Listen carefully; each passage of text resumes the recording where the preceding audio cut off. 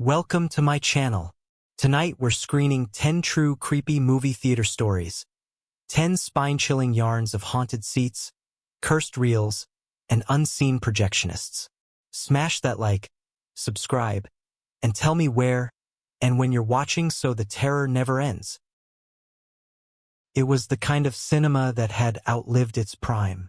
The Avalon Theater stood at the corner of two streets no one remembered the names of anymore. Built in 1947, it once glowed with Art Deco glamour, chandeliers like upside-down jellyfish and carpeted stairs that whispered the footsteps of Hollywood's golden ghosts. But now, the Avalon was something else entirely. A holdover. A husk. It was still open, barely. 2 screens. For employees. And a regular clientele of misfits and loyalists who preferred sticky seats and aging film reels over sterile megaplexes. Everyone called it the last place the lights go out. Derek Mason didn't believe in ghosts. Not before the Avalon. He had worked there for almost 2 years, mostly on night shifts. The theater was quiet and he liked quiet. At 26, he had given up on college, worked 3 jobs, and was trying to stay clean. The Avalon was the only place that didn't ask too many questions. The manager, Ronnie, was a round, whisper-voiced man who spent most of his time in the projection booth or playing solitaire in the office. Ronnie had one rule. No one sits in row 13. Derek had thought it was a joke. The kind of hokey theater superstition meant to scare new hires. When he'd asked about it, Ronnie's face had hardened like week-old popcorn. "Just don't," he said, eyes flicking toward Auditorium 2. "And don't schedule anyone to clean after the last showing. Trust me." He hadn't pressed. Derek worked the box office, ran the concession stand, and occasionally handled crowd control.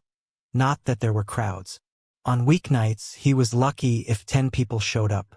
Then came the Tuesday screening of Nightmare Circus, a low-budget slasher rerun with a cult following. The type that drew the weirdos. That night, 12 people showed up. Not including the man who didn't buy a ticket. Derek first noticed him during the trailers. A tall figure in an outdated brown overcoat, too long at the sleeves. He didn't come through the lobby. Derek saw him walking in front of the screen from the side door, the emergency exit, casting a brief, jarring silhouette across the trailers. Did someone sneak in? He thought, frowning. He walked into the theater, peered through the small viewing window in the auditorium door. There he was, Coatman, seated in the middle of row 13. Alone. The row that no one ever sat in. The row that always had a slightly different smell. Like mold and copper. He radioed Ronnie. "Hey, I think someone broke in. He's in Auditorium 2. Row 13. There was a long silence. "Leave him," Ronnie finally said. "Leave him? He didn't pay. You don't go down there. You understand. What if he's dangerous?" Another pause. Then God help him. When the movie ended, Derek checked again. The man was gone. Vanished. The seat looked damp. But no footprints. No door open. Just empty. Just cold. The next day, Derek arrived early for his shift, bleary-eyed from too little sleep. Something about the man in the coat had kept him up. Not fear, not really. Just offness. Like a door left cracked open in your house that you know you shut. A subtle, gnawing wrongness. Ronnie was already there. That was unusual. He stood near the concession stand, staring into Auditorium 2 through the double doors, his coffee cup shaking slightly in his hand. He didn't turn when Derek approached. "You ever see someone wearing a long coat in summer?" he asked, voice low. Derek hesitated. "Last night." Ronnie nodded slowly. "You ever wonder why we don't clean after the last show?" Derek gave a half-smile. "Because we're lazy?" Ronnie didn't laugh. Instead, he motioned for Derek to follow. Together, they entered Auditorium 2. The room was dark and musty, with the faint, lingering smell of stale popcorn and velvet rot. The chairs, ancient burgundy things with creaky backs, lined up in tight, symmetrical rows. Until row 13. Ronnie pointed. "Count the seats." Derek squinted. walking slowly down the aisle. Row 13 had 10 chairs, just like the others. But when he began to count them, his fingers trembled. 1, 2, 3. By the 7th chair, his chest felt tight. The air was thicker here, warmer. It wasn't just the smell, it was pressure, like standing too close to a speaker playing a frequency too low to hear. 9, 10, 11. Wait. Derek blinked. 11. He counted again. 12. He stepped back, looked at the chairs. 10. Just 10. But every time he counted, every time he touched them, there were more than 10. Some people say it changes based on who's in the room, Ronnie said softly, standing behind him now. I used to think that was BS, until I saw a girl sit in seat 6, and by the time the credits rolled, her boyfriend swore she was in 8.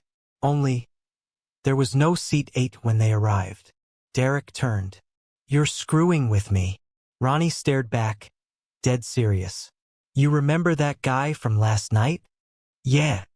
There's no camera feed of him. None. But 3 people complained of a smell. One said they saw a tall shadow next to them, seats away. So it's some kind of theater haunting?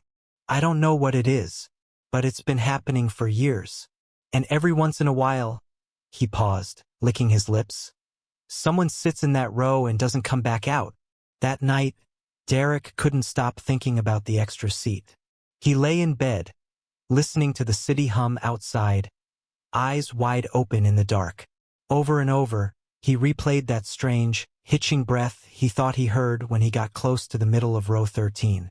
A breath that wasn't his own. 2 days later, a college girl went missing. Her name was Talia Rose, a senior, bright, smiling future journalist. Last seen at the Avalon on a Thursday night for a retro horror double feature. Paid cash. Bought Twizzlers and a Diet Coke. Sat alone. In row 13. The next morning, her car was still in the lot. Popcorn bag in the cup holder. Receipt time-stamped 10:47 p.m. No exit camera footage. No sign she ever left. Her friends posted flyers. Her mom cried on the news. The police questioned Ronnie. Searched the building. Found nothing. But Derek noticed something no one else did. There were now 13 chairs in row 13. By the following week, Derek couldn't pretend he was imagining things anymore. The chairs were growing. He counted them each morning when he opened and every night before closing. Row 13 was slowly expanding, not just in numbers but in presence. The air near it buzzed faintly, like static before a thunderstorm. And sometimes, they weren't empty. On Friday night, he was closing up after the late showing of The Night Caller. A dreary thriller no one stayed awake through. When he heard something move in Auditorium 2. A shuffle. A whisper. The soft creak of a seat shifting back into place. He froze. All the guests had left. He double-checked the log. Only 5 people had tickets. All 5 had left. No one should be in the auditorium. He told himself it was just the old springs settling. And still, he opened the door. The room was dark. Darker than usual. The emergency lights were dim and flickering, casting long shadows on the screen. For a moment, he thought he saw someone standing in front of it, very tall, almost stretched, until the flickering stopped and the space was empty. He forced himself to walk in. Row 13 waited halfway down. 1, 2, 3, he counted his steps. He stopped a few feet away. There were 14 chairs now. No, 15. One of them was moving. Not by much, just a soft tilt forward, as if someone was rising from it, slowly, almost reluctantly. Derek's breath hitched. "Hello?" he said. The air felt like a mouth about to speak. "Don't sit, don't sit, don't sit, don't sit," he stepped back. Nearly tripped over the aisle divider. When he looked again, the chairs were still. All of them, but the 15th had something on it. Derek approached slowly, fighting every nerve screaming for him to run. It was a piece of cloth. Faded blue cotton. The shoulder of a denim jacket, maybe. It looked torn. Frayed. Talia Rose was last seen wearing one. He took it to Ronnie. The manager didn't even look surprised. "I told you," he said. pouring himself a drink from the back shelf, something amber and unlicensed. It takes people. Sometimes pieces. Sometimes the whole thing. What is it? Derek asked. A ghost? A cursed seat? What the hell is going on? Ronnie sighed, looked down into his drink. They say when the Avalon first opened, the projectionist used to sleep here. Obsessed. He spliced his own film, mixed real deaths into reels. Made people watch. What do you mean, real deaths? I mean he filmed people dying, then looped the reels, played them on the screen during midnight shows. People thought it was just good effects. Then one night, he threaded a reel marked Exit 13. Locked the doors. Everyone inside went mad. Slaughtered each other. Derek stared at him. That's just an urban legend. Maybe, but every so often, a seat gets added. And the booth. He pointed to the old projection room above Auditorium 2. Sometimes it turns on by itself. No one's inside. And the film that plays, Ronnie trailed off. You ever hear a scream on film that doesn't echo? That night, Derek stayed behind. He wanted to see for himself. He set up his phone to record the booth. Sat in the back row far from 13. Midnight came. Then 12:03. Then 12:11. Then the projector turned on. It lit the screen with shaky black and white footage. No sound. Just flickering. Movement. Rows of chairs. An auditorium. This auditorium. Then, a figure sitting in row 13. Alone. Watching the screen. Then another figure walking down the aisle. Derek's breath caught. The figure was him. He stood up in the video, his face pale, unsure. He was walking toward row 13. Into the flickering dark. The Derek in the seat reached for his phone. It wasn't in his pocket. He turned to look at the booth. The window was open. The camera he'd set up, gone. Derek didn't sleep that night. After he fled the Avalon, he drove for hours, mind spinning, knuckles white on the wheel. He half expected to see a shadowy figure in the rearview mirror, but nothing appeared. Not yet. What haunted him wasn't what he saw, but what he recognized. The footage on the screen hadn't been a glitch. It wasn't a pre-recorded loop. It was a live feed. But from where? The booth was empty. His phone gone. Yet it had somehow projected his own movements back at him, seconds before they happened. Or just enough after. Derek didn't come to work the next day. Or the one after that. Ronnie didn't call. He just let silence do the talking. But Derek wasn't done. Not yet. 3 days later he returned during daylight. Brought a flashlight, gloves, bolt cutters, and a bottle of holy water, as if any of those things would actually help. The Avalon was closed for renovations. A convenient excuse Ronnie gave the city after Talia's disappearance. But Derek knew the truth. Something lived inside that auditorium. Inside row 13. And maybe, just maybe, it wasn't tied to a curse or the building or the projector. Maybe it was tied to the act of watching. He stepped through the front door, unlocked, and walked down the carpeted hallway toward Auditorium 2. Everything smelled faintly of mildew and ozone. The screen was blank. The chairs still as tombstones. Row 13 was waiting. 15 seats now, all perfectly aligned. He stepped toward them, flashlight trembling slightly in his grip. He counted again, 1, 2, 3. But this time, as he reached seat 6, the beam of his light bent. Like the air curved. The metal of the chair shimmered slightly, almost imperceptibly. "You're not real," Derek whispered. Then he heard it again. That breath. Like someone inhaling from far, far too close. His flashlight flickered. The beam landed on the armrest of seat 9. Something was there. A finger. Thin. Pale. Like porcelain. It slid back into the cushion as though retreating into flesh. Derek screamed. He turned to run, but the aisle was longer now. Stretched. Warped. He ran and ran, but the exit stayed fixed in the distance like a backdrop in a play.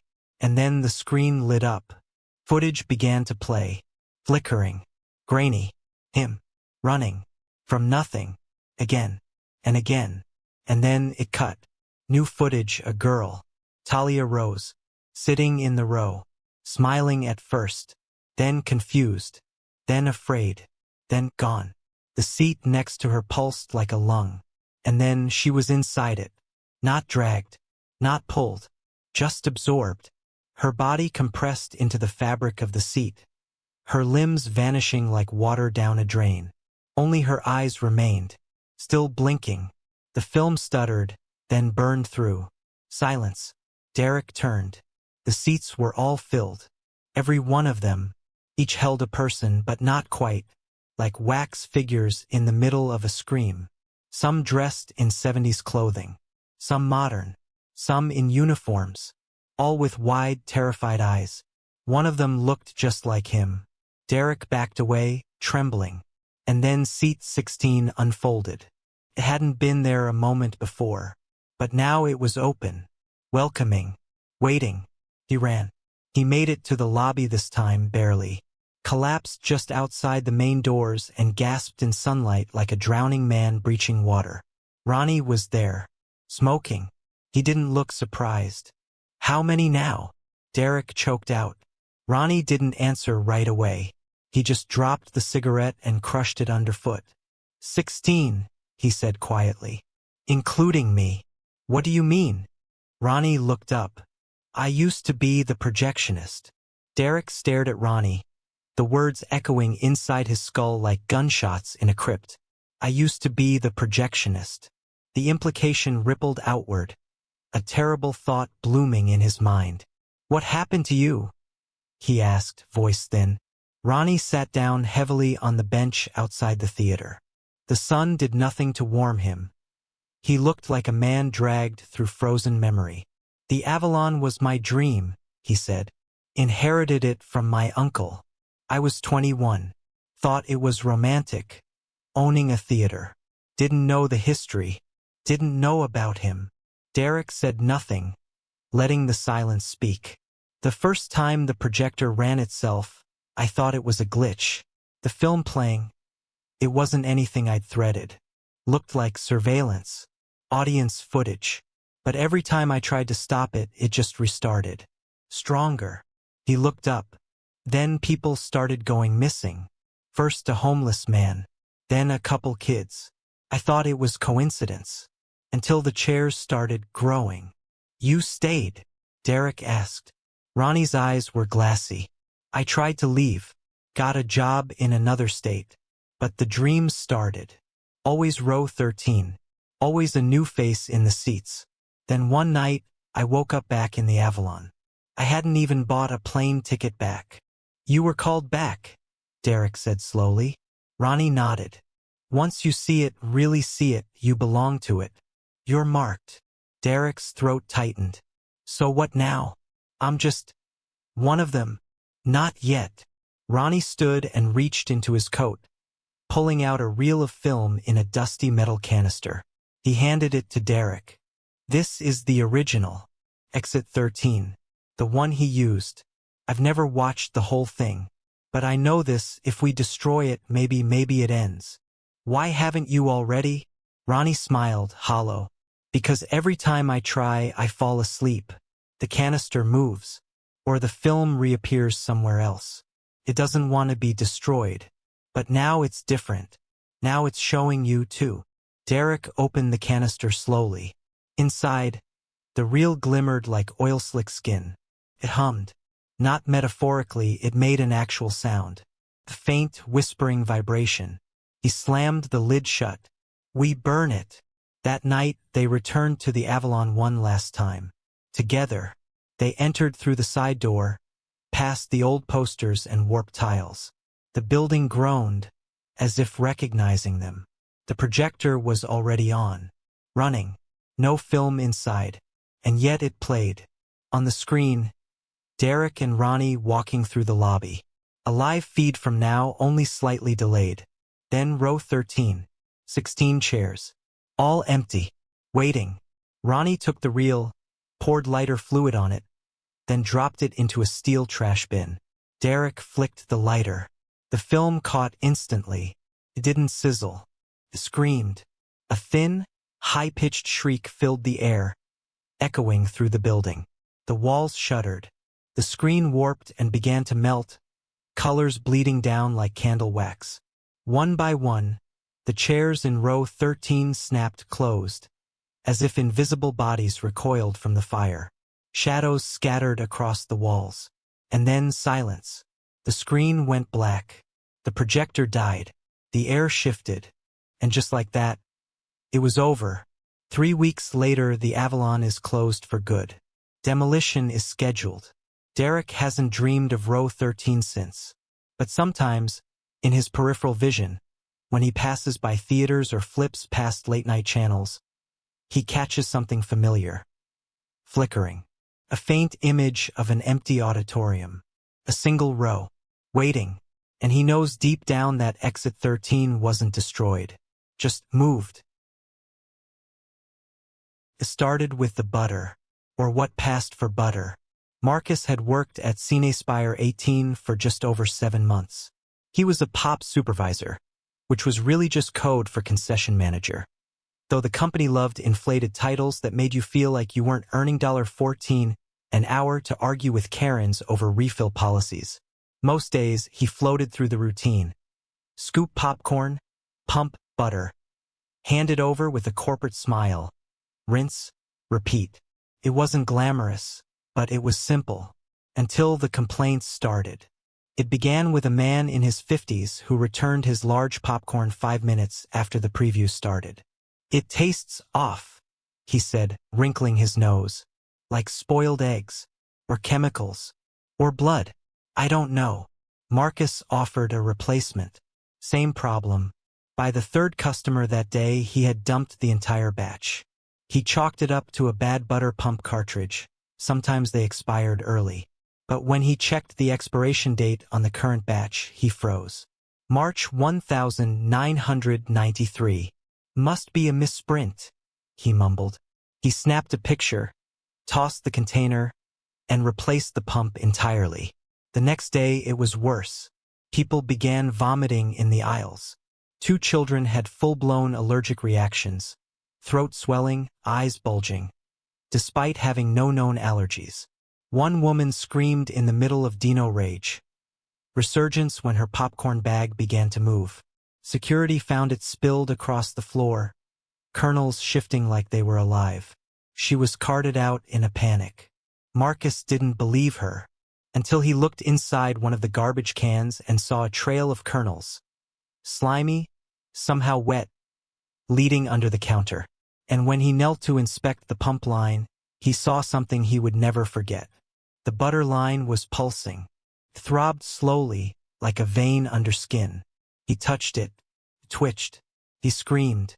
The assistant GM, a stiff-necked company drone named Travis, insisted it was nothing, just a clog, or pressure fluctuation. "Butter shouldn't move," Marcus argued. "It's not even real butter," Travis said with a fake laugh. "It's a dairy-free blend of synthetic oils, emulsifiers, and whatever it is, it shouldn't twitch when you touch it."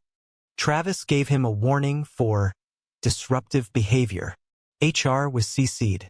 Marcus considered quitting, but something inside him, a knot of dread and curiosity, told him to stay, not to fix it, just to know.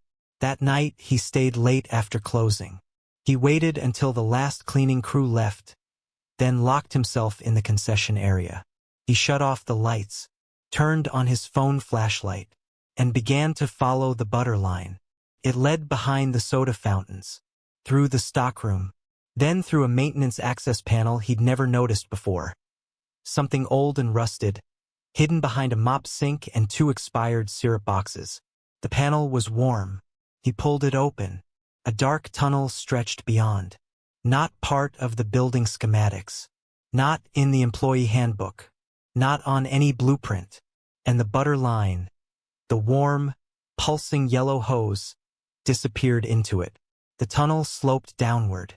It wasn't made of drywall or tile or anything that belonged in a commercial building. Instead, it was carved crude, uneven, like someone had clawed their way through the earth. The walls were damp and black, coated with something that glistened under Marcus's flashlight. And that butter line? It wasn't a tube anymore. It had transformed into something organic. Yellow and glistening, it pulsed like a living artery, embedded in the wall. Every few seconds, a thick bulge traveled along it, as if something was being pumped through. A fatty, slow-moving sludge. Marcus gagged. The air down here smelled like theater grease, mixed with rot and meat left out in summer heat. Still, he followed. His boots sank slightly into the floor now, soft and warm.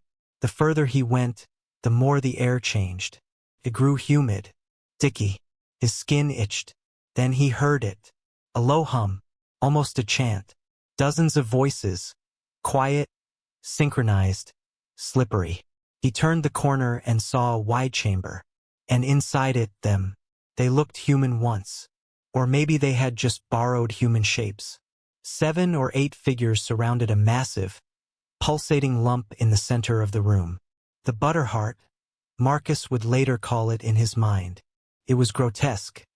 Pale yellow and riddled with veins, slick and churning like a second stomach.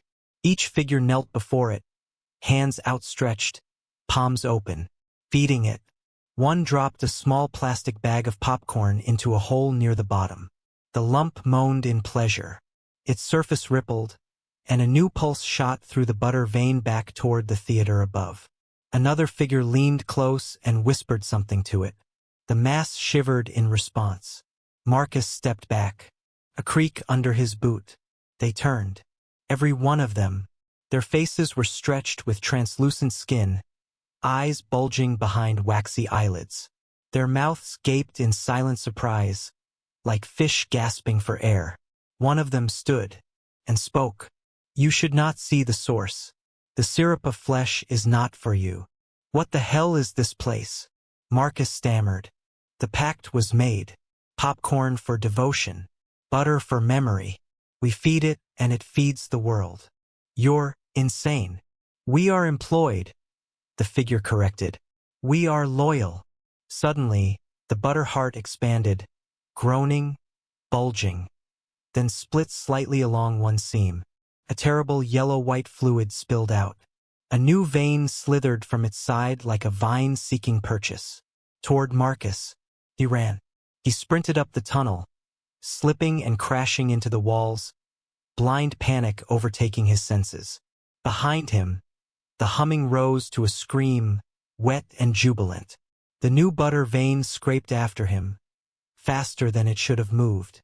He burst through the maintenance panel and slammed it shut. The line didn't follow. It merely pulsed against the metal, then went still. The next morning, the panel was gone, replaced by seamless tile, as if it had never existed. Marcus tried to tell Travis. Even the local news. No one believed him, but the butter kept getting worse. Sometimes it hissed in the machine like a living thing. Customers began reporting vivid hallucinations after eating the popcorn. Memories they didn't recognize. Births, deaths, rituals. One woman swore she saw her own future funeral after finishing a medium bucket. A man claimed he could smell his grandfather's basement in every bite, and his grandfather had been dead 20 years. Then came the Saturday spill. During a sold-out screening of Mooncrushers 3D, the butter machine exploded. Not mechanically, organically. The line burst. Yellow sludge sprayed across the counter, the walls, the ceilings. It splattered over 7 customers. 2 were hospitalized. One man lost most of the skin on his arms.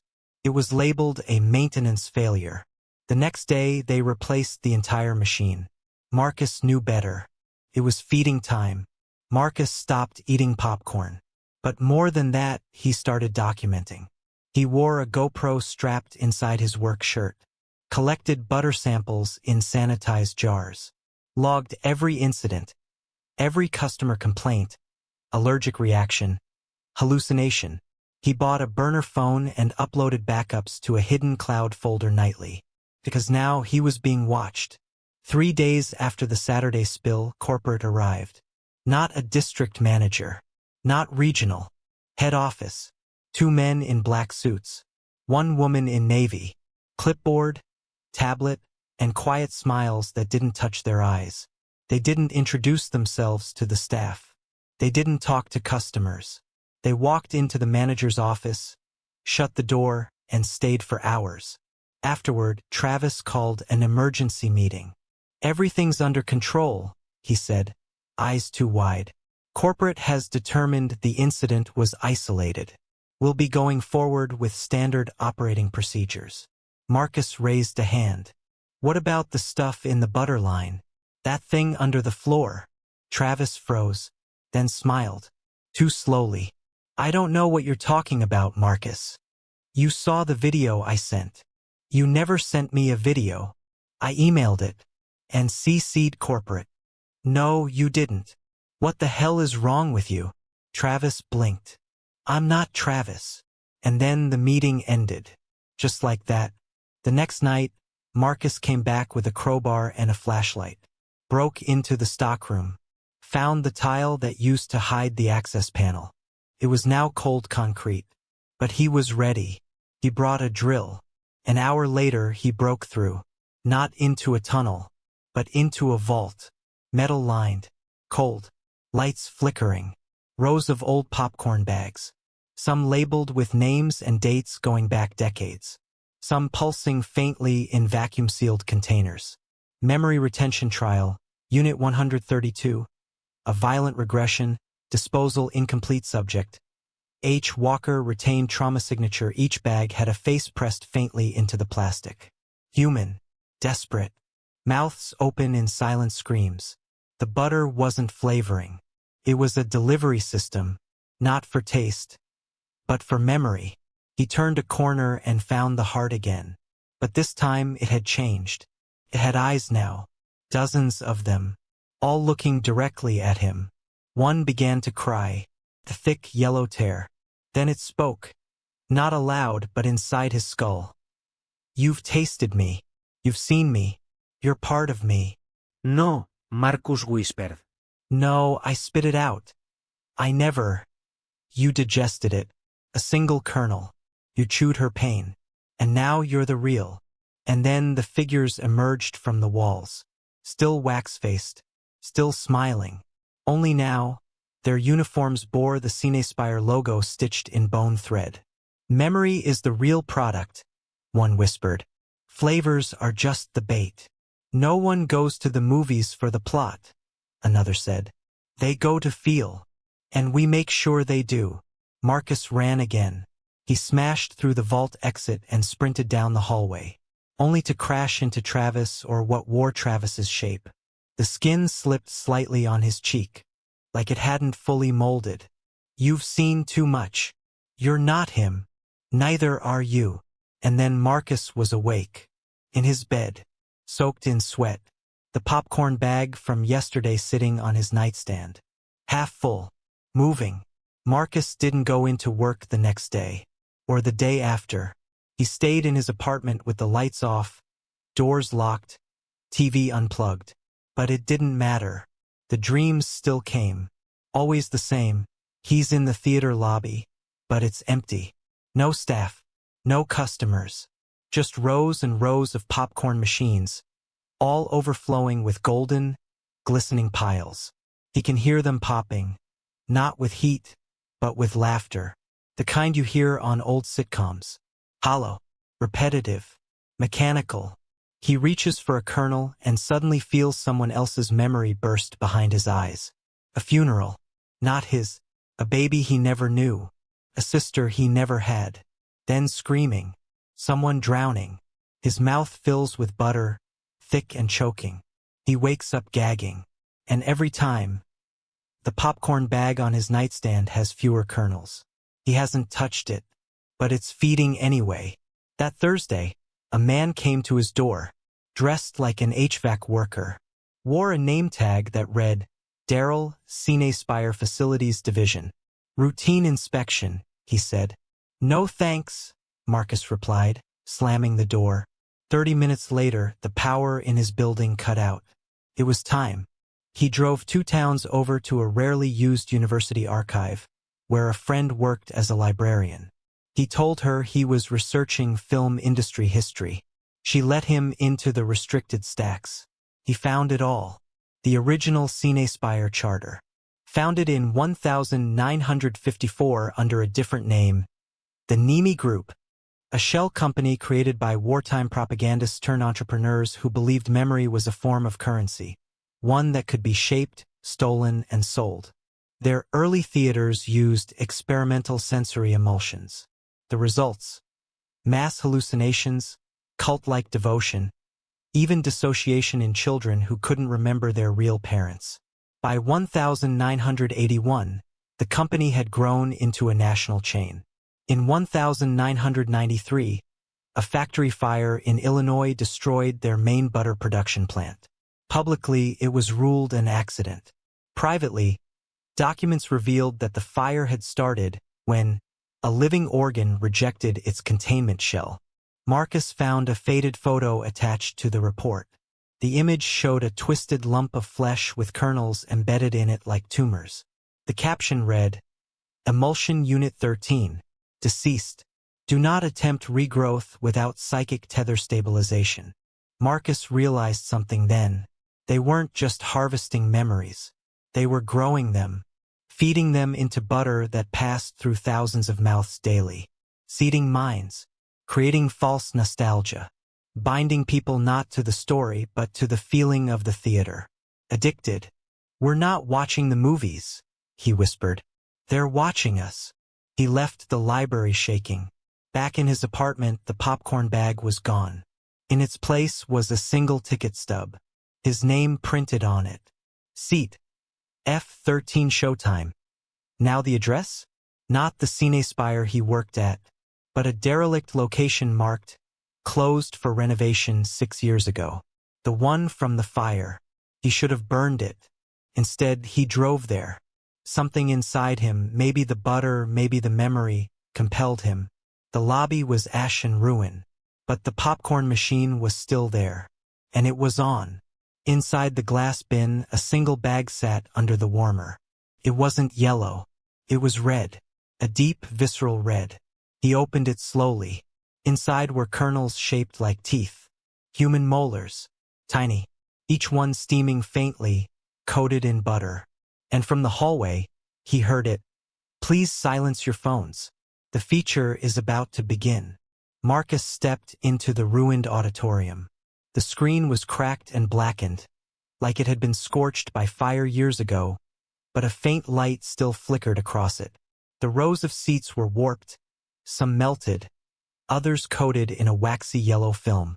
The air was thick with the smell of stale butter and something else, burned brain tissue, if he had to name it. He walked toward seat F13, ticket clenched in his hand. It was the only seat untouched by decay. The others were filled with people, or mannequins, or victims. Their faces were frozen mid-expression, some laughing, some crying, some yawning. But their skin was blistered, eyes milky. They didn't move, but they weren't dead. They were stuck, caught mid-viewing. Their bodies were feeding the room. Marcus sat in F13. He didn't know why. Maybe it was the only way to end it. Maybe he wanted answers. The projector turned on by itself. There was no film, but images bloomed on the screen just the same. Memories, not his. A woman giving birth in 1976. A soldier screaming under fire in a jungle. A teenager stealing his first kiss in a rainy car. A man sobbing at his wife's funeral, clutching a popcorn bucket. "These aren't movies," Marcus whispered. "They're us." Then his own memories began to play. His mother dropping him off at the mall theater. His first job interview at CineSpire. The first time he pumped butter on a fresh batch of popcorn and tasted it with his fingertip. Then nothing. Then a memory he didn't own. Being inside the tunnel. Hands buried in the yellow heart. Laughing as it pulsed. He was feeding it. And it was feeding on him. He screamed and jumped from the seat. The figures in the other chairs turned, slowly, in unison. Their mouths opened. But no sound came out. Instead, The popcorn machine in the lobby began to pop again. Loud. Violent. He ran. He sprinted down the hallway, but it wasn't the same one he entered through. This one stretched, bent, melted.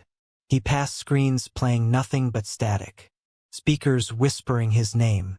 Flashbulbs going off in empty corridors. Then the tunnel. The one from before. Open. Waiting. He ran toward it, but stopped, because at the end of the tunnel he saw someone standing. Himself, covered in butter, smiling. "We remember you. I'm not like you," Marcus said. "You are now. You sat. You watched. You consumed." And then the butter line reached out. Soft, gentle, like an invitation. Marcus opened his mouth to scream, and a kernel fell out. Golden, buttered, still warm. He dropped to his knees. Inside his mind, he heard the final message. "Thanks for watching. Now you're part of the feature." The next morning, CineSpire announced a surprise grand reopening of its historic flagship location. Popcorn was free all weekend. Customers reported a new flavor. Rich, nostalgic, almost hypnotic. They couldn't stop eating it, and they couldn't quite remember what movie they had seen. The call came at 2:37 a.m. Adam was half drunk, half asleep, sprawled on his couch in a half-unpacked apartment when his phone buzzed with a number he didn't recognize. Normally he'd let it go to voicemail, but something compelled him to answer. "Adam Green?" The voice on the other end rasped. "I'm calling about your uncle. Uncle Ray. He's dead." The caller was a lawyer. Raymond Green had passed sometime the day before. Cause of death unknown. Found slumped in his old projection booth at the Lyric Theater. A decaying one-screen relic in the heart of Miller's Hollow. A town with more churches than stoplights. Adam hadn't seen his uncle in nearly 10 years. Ray had been a loner, obsessed with old film reels and silent pictures. He lived in a crumbling apartment above the theater and operated the whole thing himself. Adam only remembered one visit there, when he was 12. Dark halls, dusty popcorn machines, and the way Ray told him, never go into the booth after midnight. Back then, it sounded like an old man's superstition. Now, it felt like a warning. Ray left everything to Adam. The theater, the apartment, the equipment. The keys arrived by courier in a plain manila envelope. No note. Just a brass ring, 2 keys, and a real ticket stamped. Real one. Do not play. Adam drove to Miller's Hollow a week later, partly out of guilt and partly because his job at the ad agency had just cut his hours. The town looked frozen in time. The Lyric stood like a mausoleum at the end of the main drag. Its once red marquee faded pink, a few letters hanging loose. Inside. The lobby was coated in dust and shadows. Posters of 1950s horror films hung crooked on the walls. A smell lingered, old film and something metallic. He explored in silence. Popcorn machine dead. Soda lines dry. Then he climbed the narrow staircase to the projection booth. The air grew colder with each step. The booth was a cave of reels, levers, lenses, and dust-covered manuals. A cigarette still smoldered in the ashtray. Ray's chair sat slightly turned toward the window. Adam didn't want to touch it. He stayed in Ray's apartment above the theater that night. It was cramped but clean, sparse. Old typewriter, shelves of film cans, dozens marked, personal reel, archive only. He tried to sleep. He couldn't. At 12:11 a.m., he heard something whirring. From below, he grabbed the flashlight. The projector was on. Adam descended the stairs barefoot, heart pounding louder than his steps. The Lyric Theater was dark, but not silent. From the back of the auditorium, he could hear the click-click-click of the projector's mechanical heartbeat, echoing like it had its own lungs. The screen glowed with a flickering light, projecting an image that wasn't a movie. It was the theater itself. But not quite. On screen, the Lyric appeared pristine. The red curtains full and lush. The walls uncracked. The seats all filled with patrons dressed in 1940s clothing. Men in fedoras and women in white gloves. Everyone watched silently. Not a sound from the reel. Not a soundtrack. No proyecte. Adam moved toward the projection booth. The door was ajar. Inside, the machine ran on its own, whirring steadily. No operator. No digital control system. It was an old Ike model from the 70s at least. But it ran perfectly. No skips. No dust. No operator necessary. The reel spinning in the feed was unlabeled. Not real one. This one had no markings at all. Yet it played. He glanced at the splicing table nearby. A note had been taped to the wall. If it plays by itself, do not interrupt. If it stops by itself, do not rewind.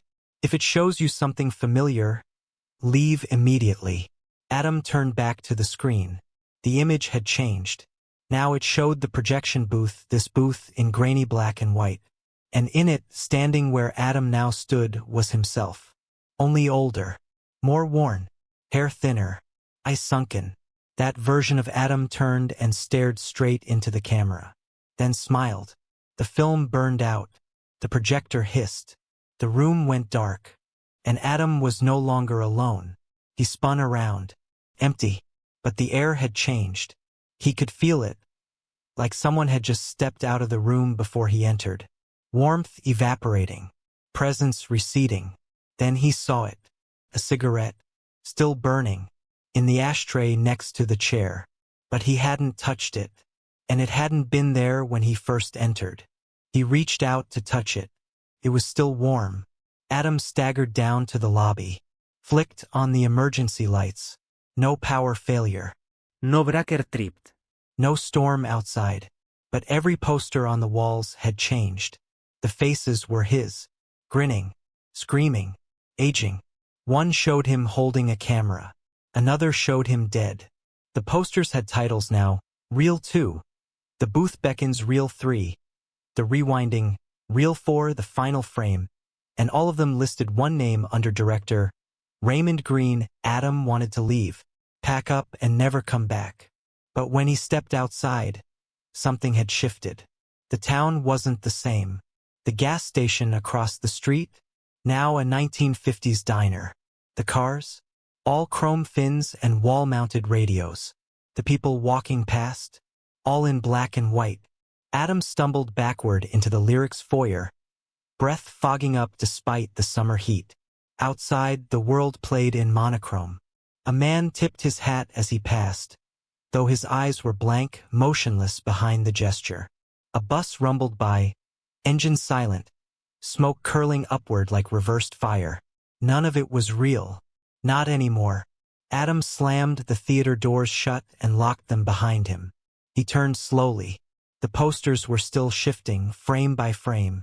One now showed him standing in front of a burning screen, arms outstretched, mouth open like he was screaming or praising. In the bottom corner, Reel 5.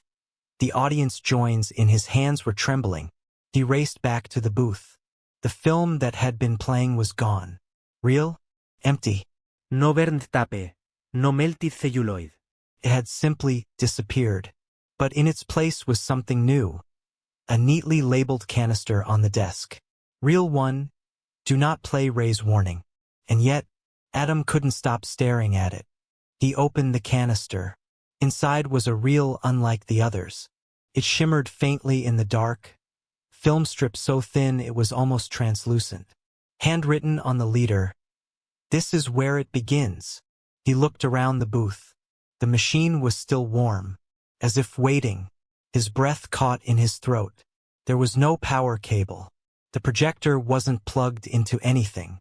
Still, he threaded the reel. The temptation too strong. Or maybe it wasn't temptation at all. Maybe it was direction. As soon as the reel began to spin, everything changed. The walls of the booth peeled away, strip by strip. The machine groaned, rattled, and then began playing soundlessly. Not onto the screen, but into the air around him. Images flooded the room like smoke. A young Ray, splicing film by candlelight. A man screaming as his shadow was peeled off the screen. an audience applauding a reel that ended in blood. And then Adam, but not in the theater, in his childhood home, watching old home videos. Only he wasn't moving. His family on the screen turned to face him, every one of them. "We've missed you, Adam," they said in perfect unison. "We've been waiting in the reel." He turned away, unthreaded the film. The booth was gone. Now he stood in a circular room with no doors. The floor made of old celluloid strips. The walls pulsing with faint light. And in the center, Ray, seated in a projectionist's chair made of broken reels, spools, and black ribbon film. His body was part of the machine now, cables running into his spine, one eye replaced with a lens. "You came," Ray whispered, smiling. "What is this place?" "The projection. The final cut. The place where we make sense of nonsense." "You're dead." That's what they wrote in the last version. You should read the director's notes sometime. Adam stepped forward. "You trapped me." "No," Ray said. "You threaded the reel. You chose the edit." Then the machine behind Ray sparked to life. A new reel began spinning, and Adam saw himself again. Only this time he was seated in the lyrics audience. Clapping, smiling, bleeding. Adam turned to run, but there were no exits. The circular room, the real chamber, the heart of the projection, spun slowly now like a carousel of memory. Each wall flickered with a different version of reality. Each one a scene, a cut, a take. In one, he was running the lyric like a normal small-town theater, smiling and handing out popcorn. In another, he sat alone in the projection booth, an ancient man with mechanical eyes. In another, he stood in an empty town, every building boarded up but the lyric, which glowed with a sickly green light. "How many versions of me are there?" Adam gasped. "As many as the reels we've run," Ray said. He was still seated, his body now half sunk into the film chair, like celluloid was absorbing him slowly. "Every projection makes a new cut. Every cut finds a new reality. Let me go." "You already did," Ray replied. "But that version of you came back." Adam pressed his hands to his head. His thoughts split like light through a prism. Memories he'd never lived began surfacing. Being born in a theater. Dying behind the projector. Watching a film about a man named Adam who watched a film about a man named Adam. Standing on stage accepting an award for Best Picture. The projectionist's curse. Every timeline overlapping. Every cut bleeding. He backed into one of the flickering walls and fell through it. Suddenly, the lyric. But daytime. Clean. Lively. Posters modern. Popcorn fresh. A woman smiled at him from behind the concession stand. "Morning, Mr. Green," she chirped. "Double feature starts at 10. "I'm not Mr. Green," Adam mumbled. "Of course not," she winked. "Not yet." His hands trembled. The clock behind her ticked backwards. The soda machine dispensed film strips instead of syrup. He ran again, bursting into the auditorium where the audience turned one by one, revealing his own face on each person. They clapped in perfect unison. Clap, clap, clap. "Encore," they said in his voice. "Encore." He screamed. Another flicker. The booth. He was back again. Alone. The machine silent now. Just one reel left on the table. Labeled, "Reel 0, the cut that frees you." But in Ray's handwriting below it, "Warning. Some endings are permanent." Adam hesitated. He could destroy it, burn it, escape, or rewind. Try another cut. See if this time. The story ended differently. He touched the reel. And suddenly, "Welcome to the lyric," a voice echoed through the empty room. "Tonight's feature presentation begins now." The projector roared to life, and Adam's shadow disappeared. Adam stood in the booth one last time. The reel labeled Reel 0, the cut that frees you spun on the table, humming softly. It seemed to vibrate with something deeper than electricity, like memory itself was trapped inside. "Some endings are permanent," Ray's warning echoed in his mind. He looked out the small booth window toward the auditorium. It was full again. Every seat taken. Every face looking up at the screen. Every face was his. Some younger. Some older. Some barely human anymore. All waiting. The projector turned on by itself. The final reel began to thread, without his hands. And on the screen below he saw it, the Lyric Theater, but buried under ash. Time-lapsed footage showed the town crumbling around it. Buildings collapsing. Cars rusting to bones. The sky turning black. Centuries passed in seconds. And still the Lyric stood, unchanged, alive. The camera pushed through its doors up the stairs into the booth where a man stood. Adam. Frozen in place, arms out. A strip of film unspooling from his mouth like a tongue. Then the image shifted again. Now it showed the original projectionist. Right. But younger. Screaming. Alone in the booth. Clutching a canister marked Reel 0 as his skin peeled away, becoming celluloid. His final words spilled from the speakers. Someone has to press play. Adam looked at the machine. It waited. And suddenly he understood. The booth wasn't a place. It was a mechanism. A ritual. Someone had to keep it running. Not to show movies, but to record memory. To keep this slice of reality intact. The Lyric was the projector. And the world, the screen. He reached out, took the reel, held it in both hands. He could smash it, end the loop, let the world glitch, crack, collapse without its anchor. Or he could thread it, play it one last time, let the projection continue. Give people one more hour of false warmth, golden popcorn light, and flickering comfort. He looked down. The audience, all versions of him, watched. Waited, smiling. He lifted the reel. Outside, in the real world, the Lyric Theater's marquee suddenly flickered to life for the first time in a decade. Tonight, only the projectionist who never left now showing inside. The booth glowed with quiet light. And from the speakers, "Thank you for coming. Please enjoy the film." They found the tape on a Tuesday. The staff at the Everlight Theater didn't have a tape return policy. This wasn't a blockbuster, after all. But the old art house cinema prided itself on screening vintage formats, 35mm, 16mm, and on rare occasions, VHS night, where customers brought in strange home-recorded oddities to project on the big screen. Usually, these were harmless nostalgia bombs. Taped over sitcoms, bad public access shows, forgotten commercials from the 90s. But this tape was different. It was unlabeled. Black casing. No title. No branding. Just a piece of masking tape on the side, with one word written in shaky handwriting. Play. Kayla, the projectionist, was the first to touch it. She found it in the returns bin beside the concession stand, sitting perfectly upright, as if it had been placed there deliberately. No one had seen who dropped it off.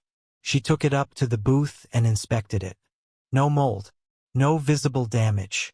One of the local weirdos probably, she muttered. Still, she didn't load it. Not yet. That night, she mentioned it to Milo, the assistant manager and part-time horror buff. "What if it's cursed?" he joked, holding it up to the light. "Like The Ring. More like public access snuff theater." They both laughed. But neither of them slept well that night. The next day, Kayla came in early. The theater was empty. Doors still locked. Lights low. She took the tape to the smallest screening room, screen 4, the one nobody liked. People said it was always too cold. The picture had static no matter how good the projector was. She slid the tape into the VHS deck, fingers trembling slightly. It began to play automatically. Static. First just snow. White hiss. No tracking lines. No timestamps. Then a faint shape. Someone walking through a forest. The camera handheld and shaky. No sound beyond the hissing fuzz. The colors warped, washed out and greenish. The figure never turned around. Just kept walking, deeper and deeper, until the trees began to change. They weren't trees anymore. They were poles. The kind used in theaters to hold velvet ropes. Red, threadbare, thousands of them, planted in perfect rows like a forest of stage decor. Kayla leaned forward. The figure on screen stopped, then turned. The face was blank. Literally. No features, no eyes, No mouth. and behind it was the Everlight Theater. Burned, collapsing, still on fire. She ejected the tape. Heart racing. She rewound it, replayed it. This time, nothing but static. No figure, no forest, just white noise. She told Milo. He didn't believe her. We'll run it during VHS night. See what happens. She begged him not to. You think it's cursed? I think it's weird. And weird puts butts in seats. 3 nights later, they slotted it as the final tape in a triple feature lineup called Midnight Madness. Obscura Edition. 85 people showed up. When the tape began playing, the static returned. Then, a theater aisle, shown from the perspective of someone sitting in the back row. The screen was blank, but people were sitting in every seat, all facing forward. Then, one by one, they began turning around. Not actors, not characters, audience members. Milo stood up in the projection booth, staring at the crowd below. Some of them were standing. Some were looking back. At him. Kayla. At us. It took less than 6 minutes for the first person to scream. Not from the film, but from the auditorium. A woman in row H began convulsing in her seat. Her head tilted violently, eyes fluttering like a film reel skipping. Milo rushed down from the booth, Kayla following close behind. The tape was still playing. On screen, the Everlight Theater lobby, but darker, older. The concession counter was shattered. The walls were covered in old, crumbling movie posters, none of which existed in real life. A slow pan revealed more. Names scrawled across the floor in red grease pencil, each one written on the tiles. Hundreds of names, some legible, some smeared. Kayla squinted. One of them was hers. Kayla B. Cut off by a smear, as if someone had wiped it away halfway. She turned to Milo. Turn it off. I can't, he stammered. It's not, there's no input anymore. The player isn't even connected. The VHS player sat dark and lifeless on the booth table. The cord was unplugged, and yet the screen kept playing. And now the sound had returned. A voice. Welcome to your own ending.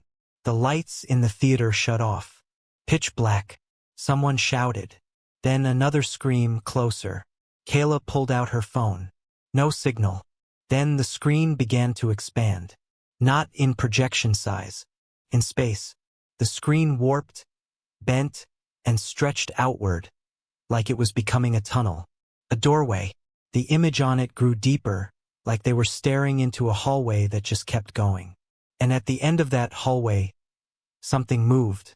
Not walked. Floated. A figure. Featureless. Long arms. Twitching. Climbing out. Kayla grabbed Milo by the arm and dragged him toward the exit. People were running now, tripping over seats, clawing at the walls. They made it to the lobby, only to find it wasn't the lobby anymore. It was the forest from the tape. But the trees were the velvet ropes. Endless rows of them. And in the center of the forest, flickering like broken tape, the Everlight Theater again. Burned, smoldering, silent, and playing from inside. Static. They tried the front doors. Gone. Just mirrors now. Tall, distorted mirrors reflecting images that didn't match their movements. Kayla watched her reflection blink out of sync with her, then open its mouth and scream silently, despite her own lips staying shut. Milo collapsed, clutching his ears. It's inside, he choked. It's threading us. We're the tape. Kayla looked down. Blood trickled from his nose, then from his eyes. He went still. The smell of burned plastic filled the air. She turned back to the screen. It now showed the audience again. Empty. All seats vacant except one. Her. Staring into the camera. Mouth slightly open. Flickering. Stuttering. as if someone had paused her, rewound, then played again, and again, and again. Kayla ran down the main hallway, past the snack bar that was now rotted and overgrown with black tape ribbon, unfurling from the ceiling like hanging vines. The walls crackled. The carpet was gone. In its place, rows of discarded VHS spools melted and fused to the floor. She didn't know where she was going. The theater's layout was gone. It bent and looped.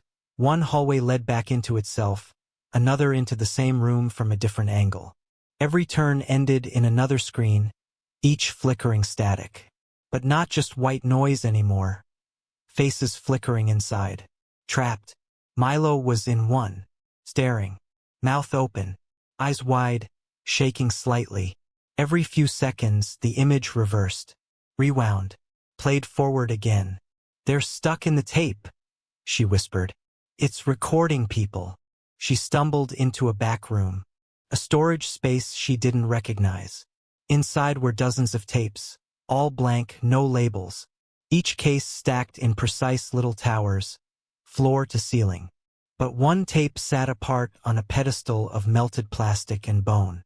It was playing itself, unspooling across the floor like a snake.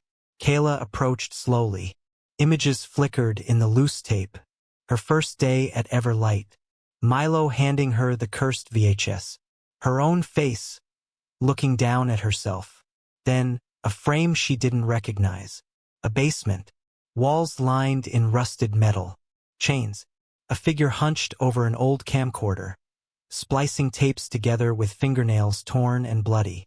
And above them, scrawled in red marker, "Do not duplicate." But the splicer was doing exactly that. Suddenly the room shuddered, the pedestal cracked, and the tape hissed like a gas leak. A voice filled the space. "All media is memory. All memory can be recorded. You are now content." Kayla turned to run, but the doorway had vanished. In its place, a tall VHS cabinet. The shelves full of spines, all marked with people's names. Hundreds, thousands. She scanned until she found one freshly added. Kayla M. Taped in fresh red ink. She reached for it. Her fingers burned when they touched the plastic. It didn't feel like tape. Felt like skin. A click behind her. She spun. A CRT television on the floor turned on, and showed her, standing in this room, reaching for the tape.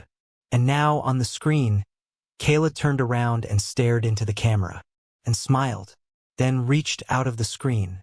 Kayla screamed. The hand grabbed her face. Everything went white. Kayla opened her eyes. Not in the theater. Not in the tape room. But in a living VHS menu screen. The sky above her pulsed with static clouds. The ground beneath her feet was a checkerboard of faded film cells, each one looping a few seconds of random footage.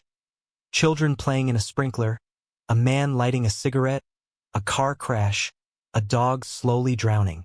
And in the middle of it all, a giant, floating cursor blinking silently.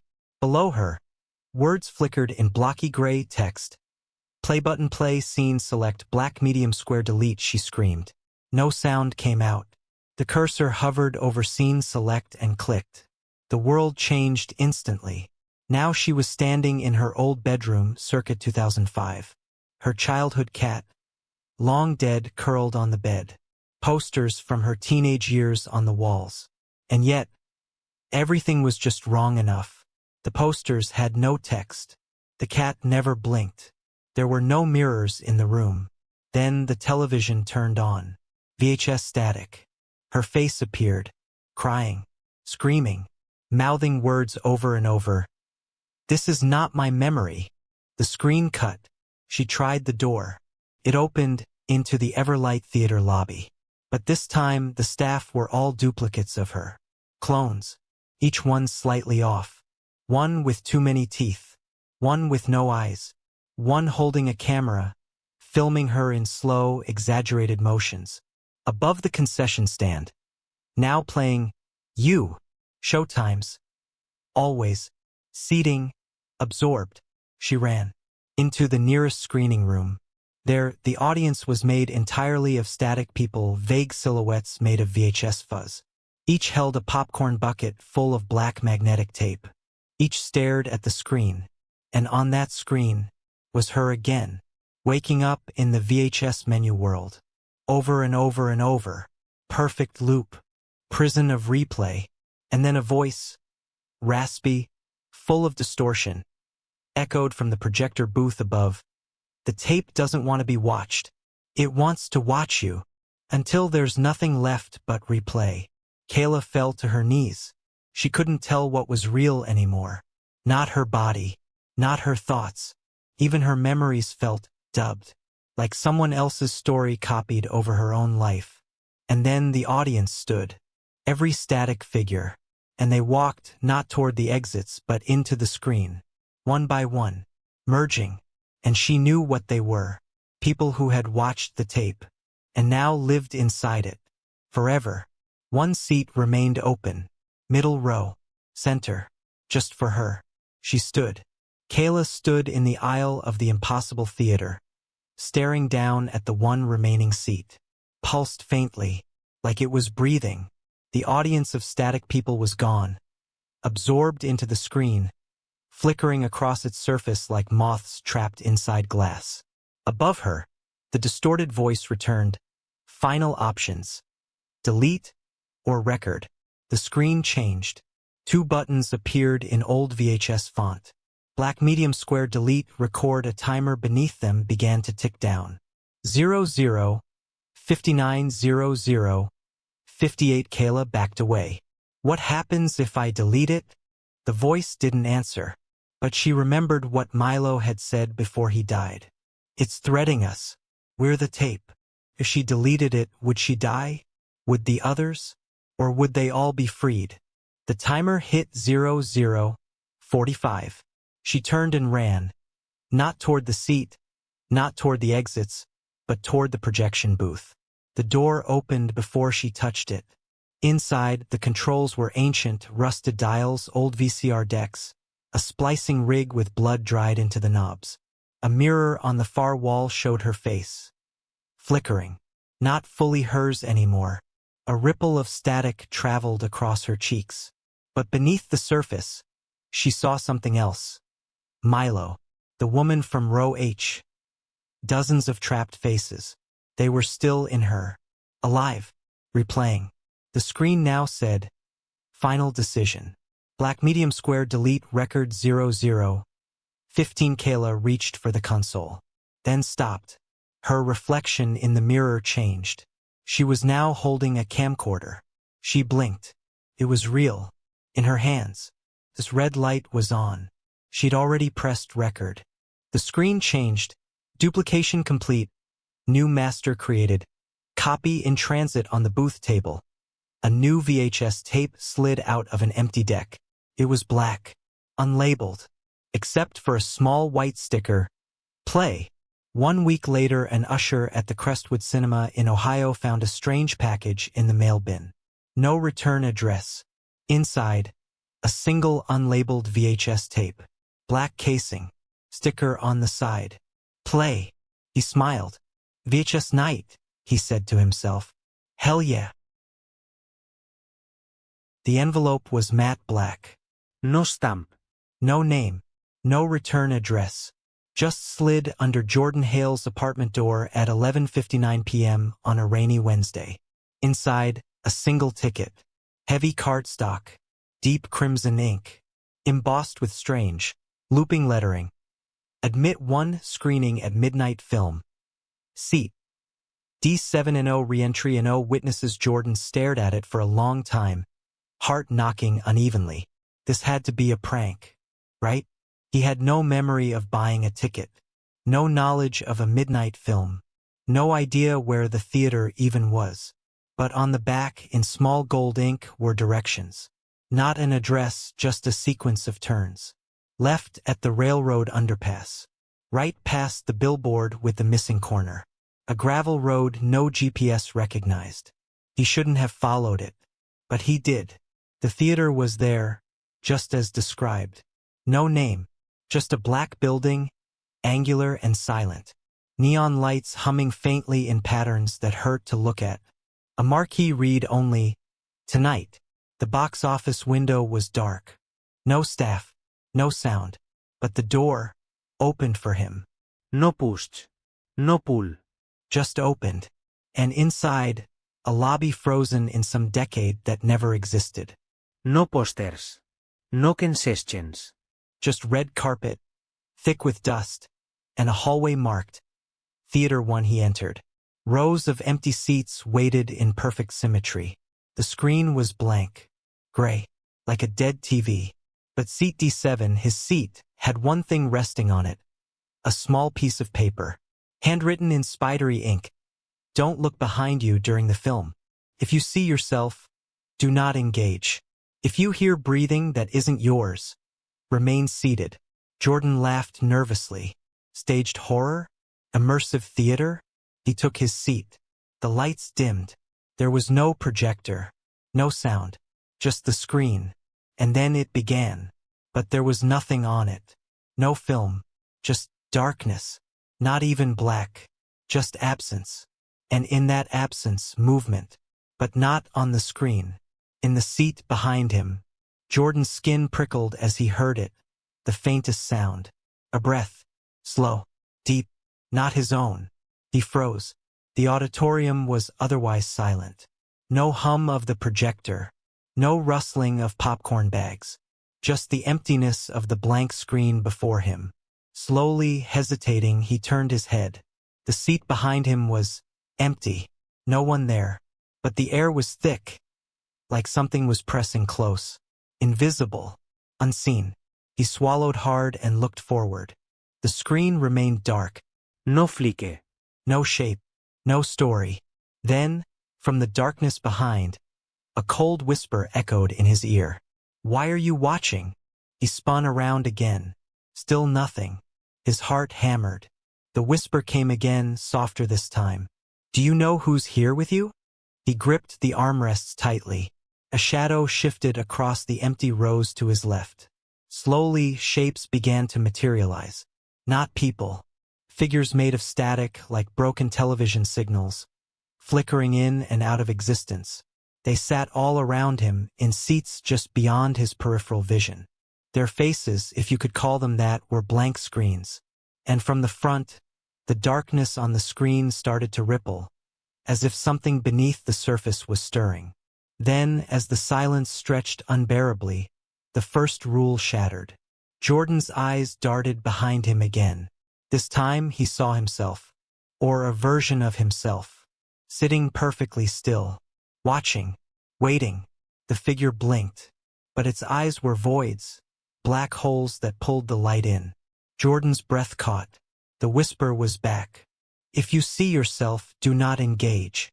He felt compelled to reach out, to call out, but his body was frozen, as the figure behind him slowly smiled. A smile that stretched impossibly wide.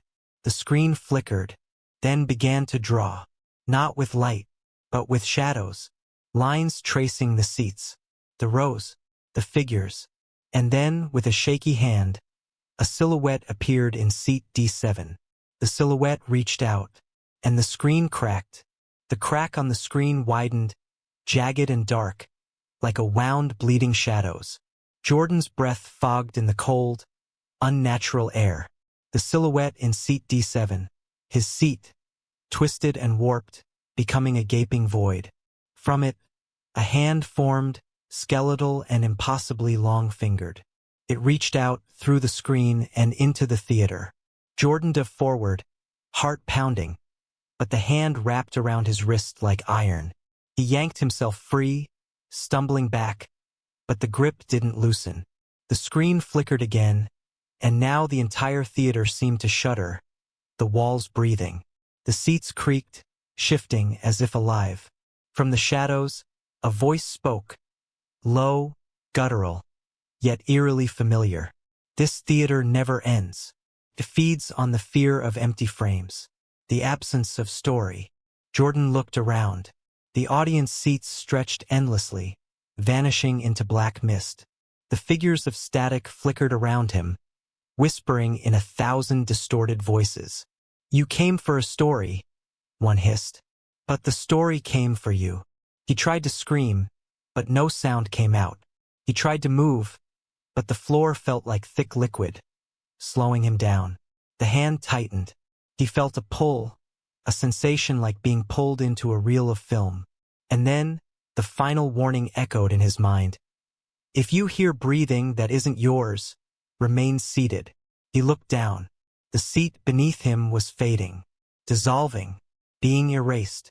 The entire theater was unraveling like film stock. His skin prickled. His own breath was loud, echoing. But behind him, the breathing was different, slow, deliberate, waiting. The screen flickered one last time. A black and white image of a theater, empty.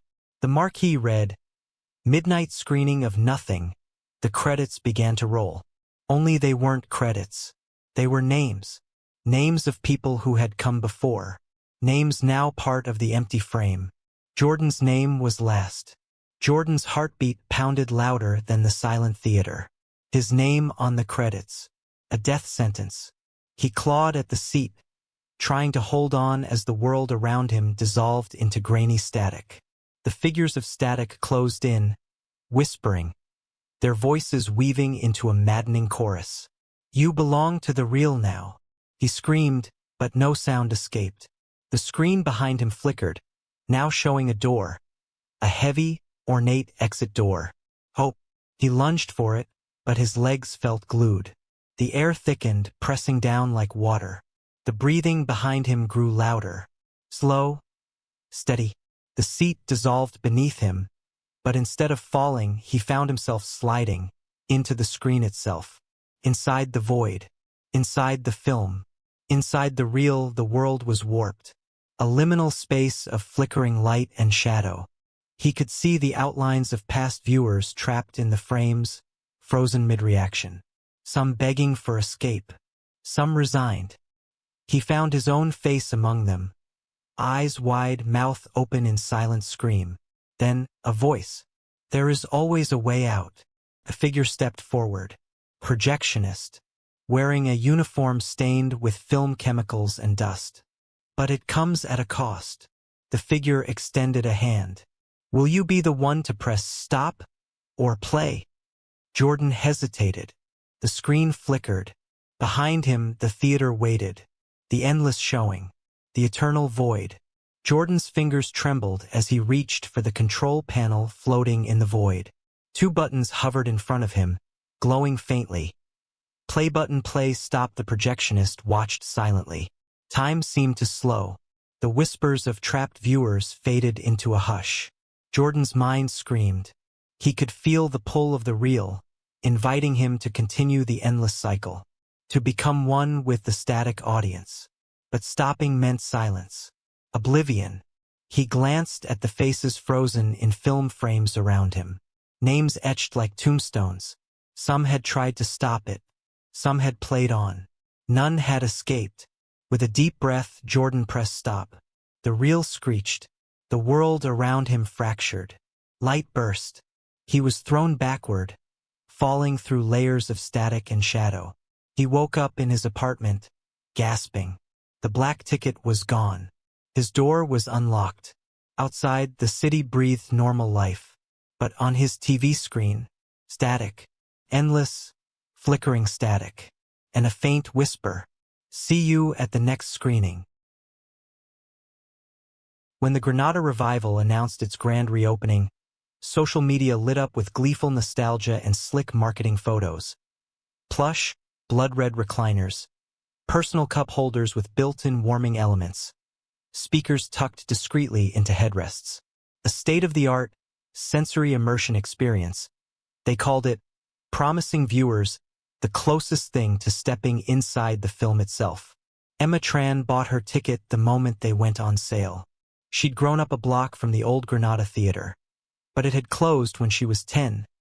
Shutters down, marquee letters stolen, her mother's gentle lectures about safe places reverberating long after. Now it stood alive again. Neon sign blazing, painted tile mosaic restored, and a crowd lined up around the block, phones out, reviews sharing every tantalizing detail. Emma slipped into the theater on opening night, her excitement more nostalgic thrill than genuine faith. The lobby smelled of fresh paint and new upholstery, somehow sterile but intimate, like stepping into a fresh hospital ward paying homage to 1950s glamour. A barista-style concession offered artisanal popcorn infused with truffle oil or ghost pepper dust, but Emma stuck with classic butter. As she sipped her soda, she peered down the corridor to the screening room doors, each labeled in heavy brass lettering. She took a deep breath and entered Cinema 2, the Lux Lounge. Inside, the seats indeed looked like thrones. Wide, velvety cushions, stitched in burgundy with golden piping. Each had its own mini control console, buttons for footrest, lumbar support, even vibration, and an illuminated panel at arm level. Emma ran her hand over the cushion.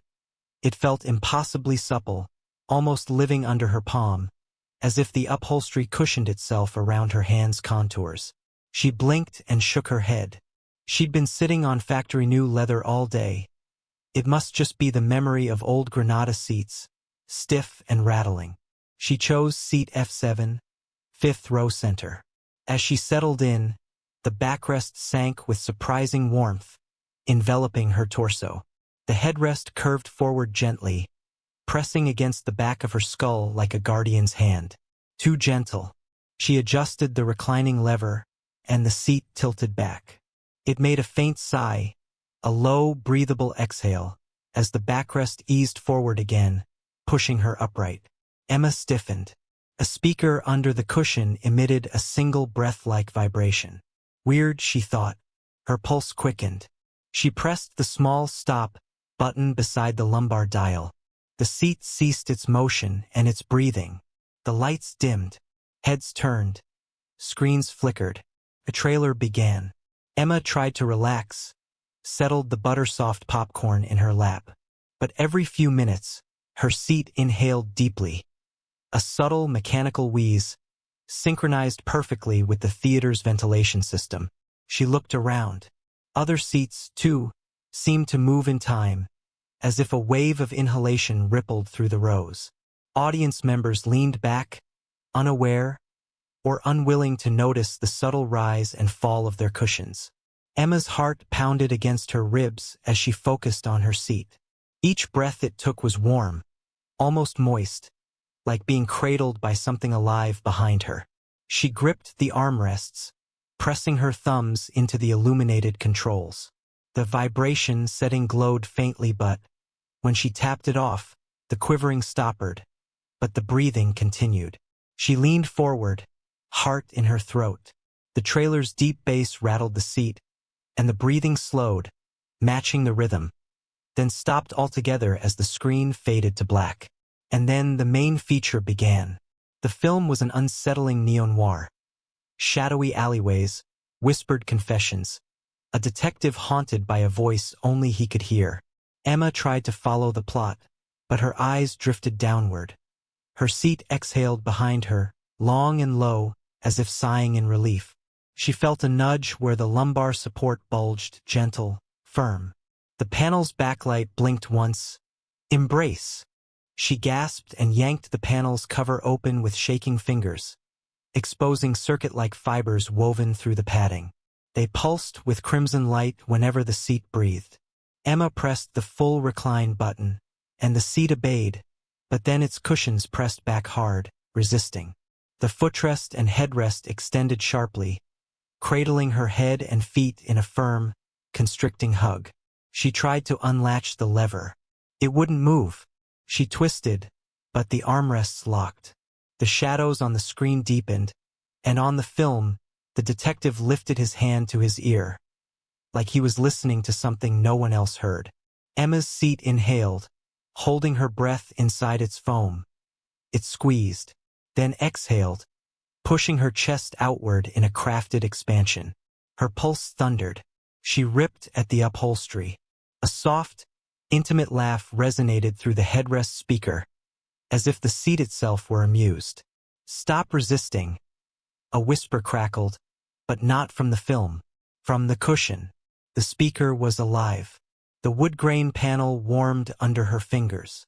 The detective on screen whispered back, "You can't hide from voices you invited in." Emma's skin crawled. The air smelled warmer now, like steamed fabric.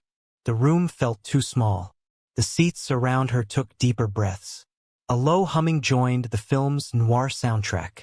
Something within the theater had awakened, synchronized to the audience's breathing. Her seat inhaled again, slowly. When it exhaled, Emma felt a gentle pat on her shoulder blade, like a hand guiding her deeper into the fiction. She shot a panicked look around. Eyes glowed in the dark. Audience members transfixed, unaware of their seat's mechanical life. Emma hammered on the armrest controls. Buttons flashed, locked, unavailable. The screen flickered, interference lines racing across the image. The detective plunged into the shadows of a back alley. His voice resonated. "They watch through padded walls, and they never blink."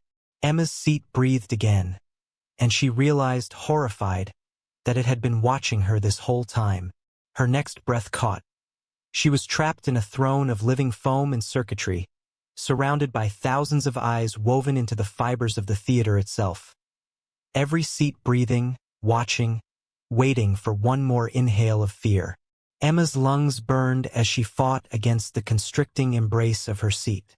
Every attempt to wrench herself free only tightened the lumbar grips and footrest clamps.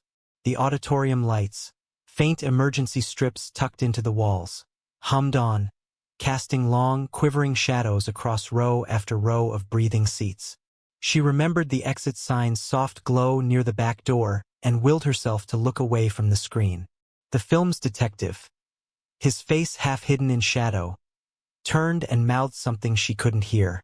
In that moment, the seat inhaled so deeply that Emma felt the pressure in her ears shift. Then it exhaled sharply, forcing her head back against the headrest, as though punishing her defiance. With a scream of frustration, she dug her fingernails into the cushioned armrest and tore away a patch of upholstery.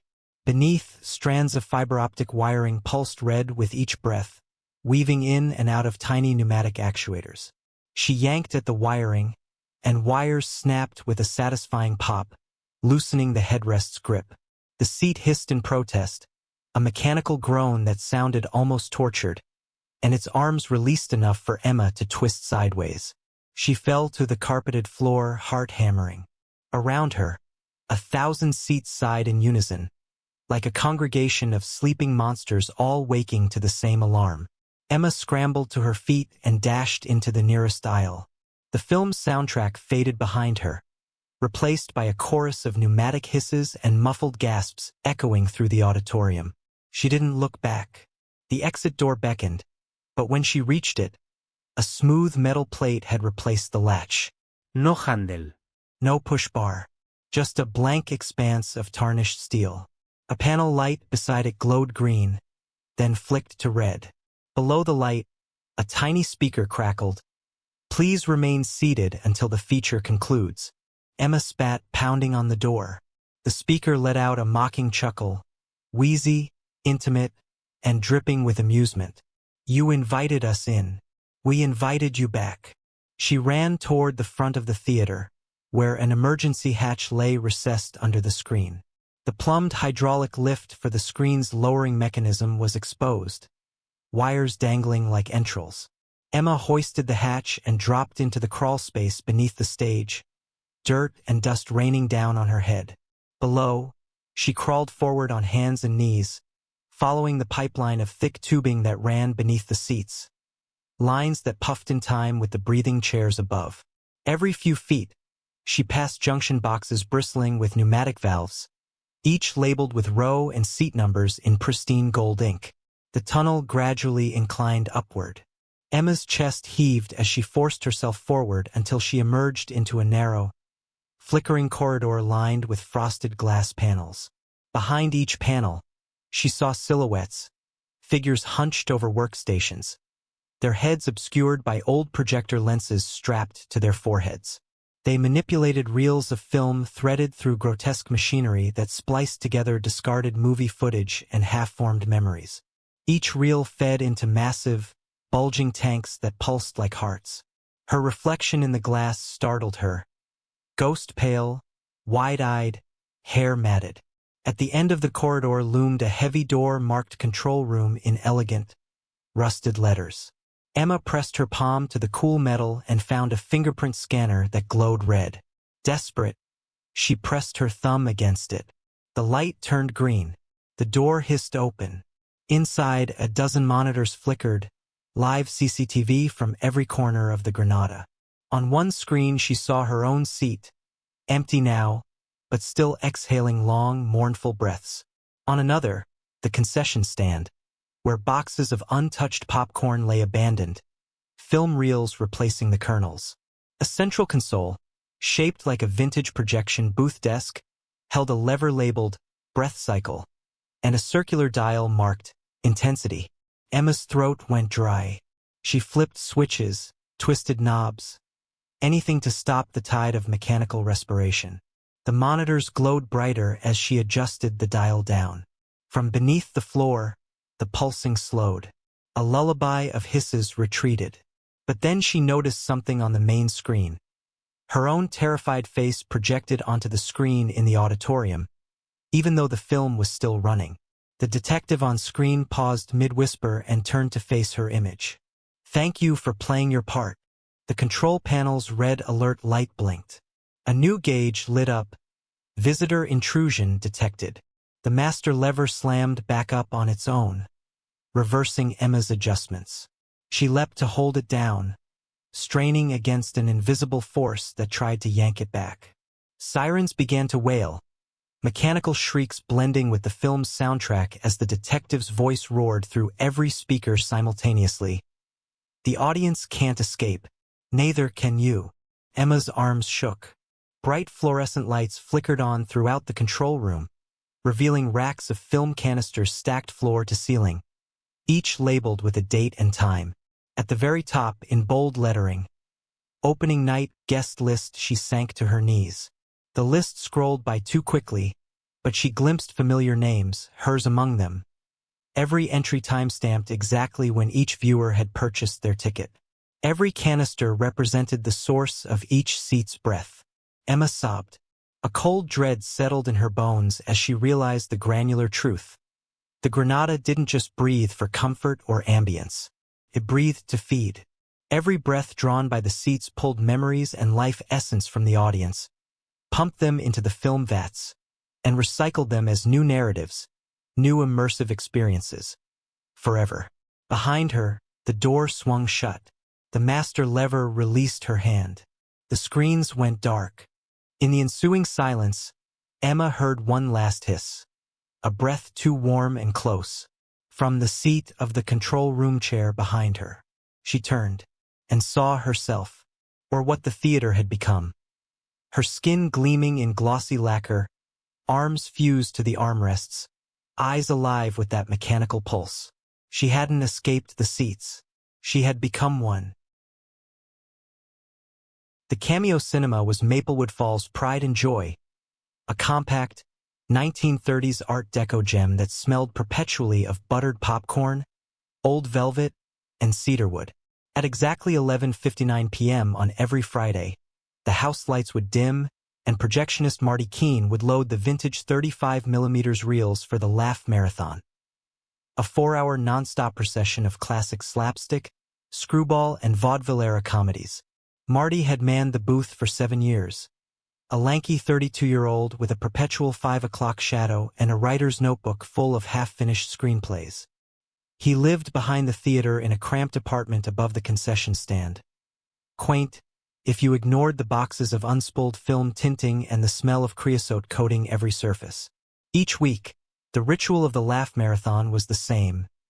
11:30 p.m., he tested the projector's lamp, cleaned the sprocket holes, and oiled the feed reel. 11:45 p.m., the crowd would gather. College students, retirees, local hipsters with ironic mustaches. 11:59 p.m., house lights out.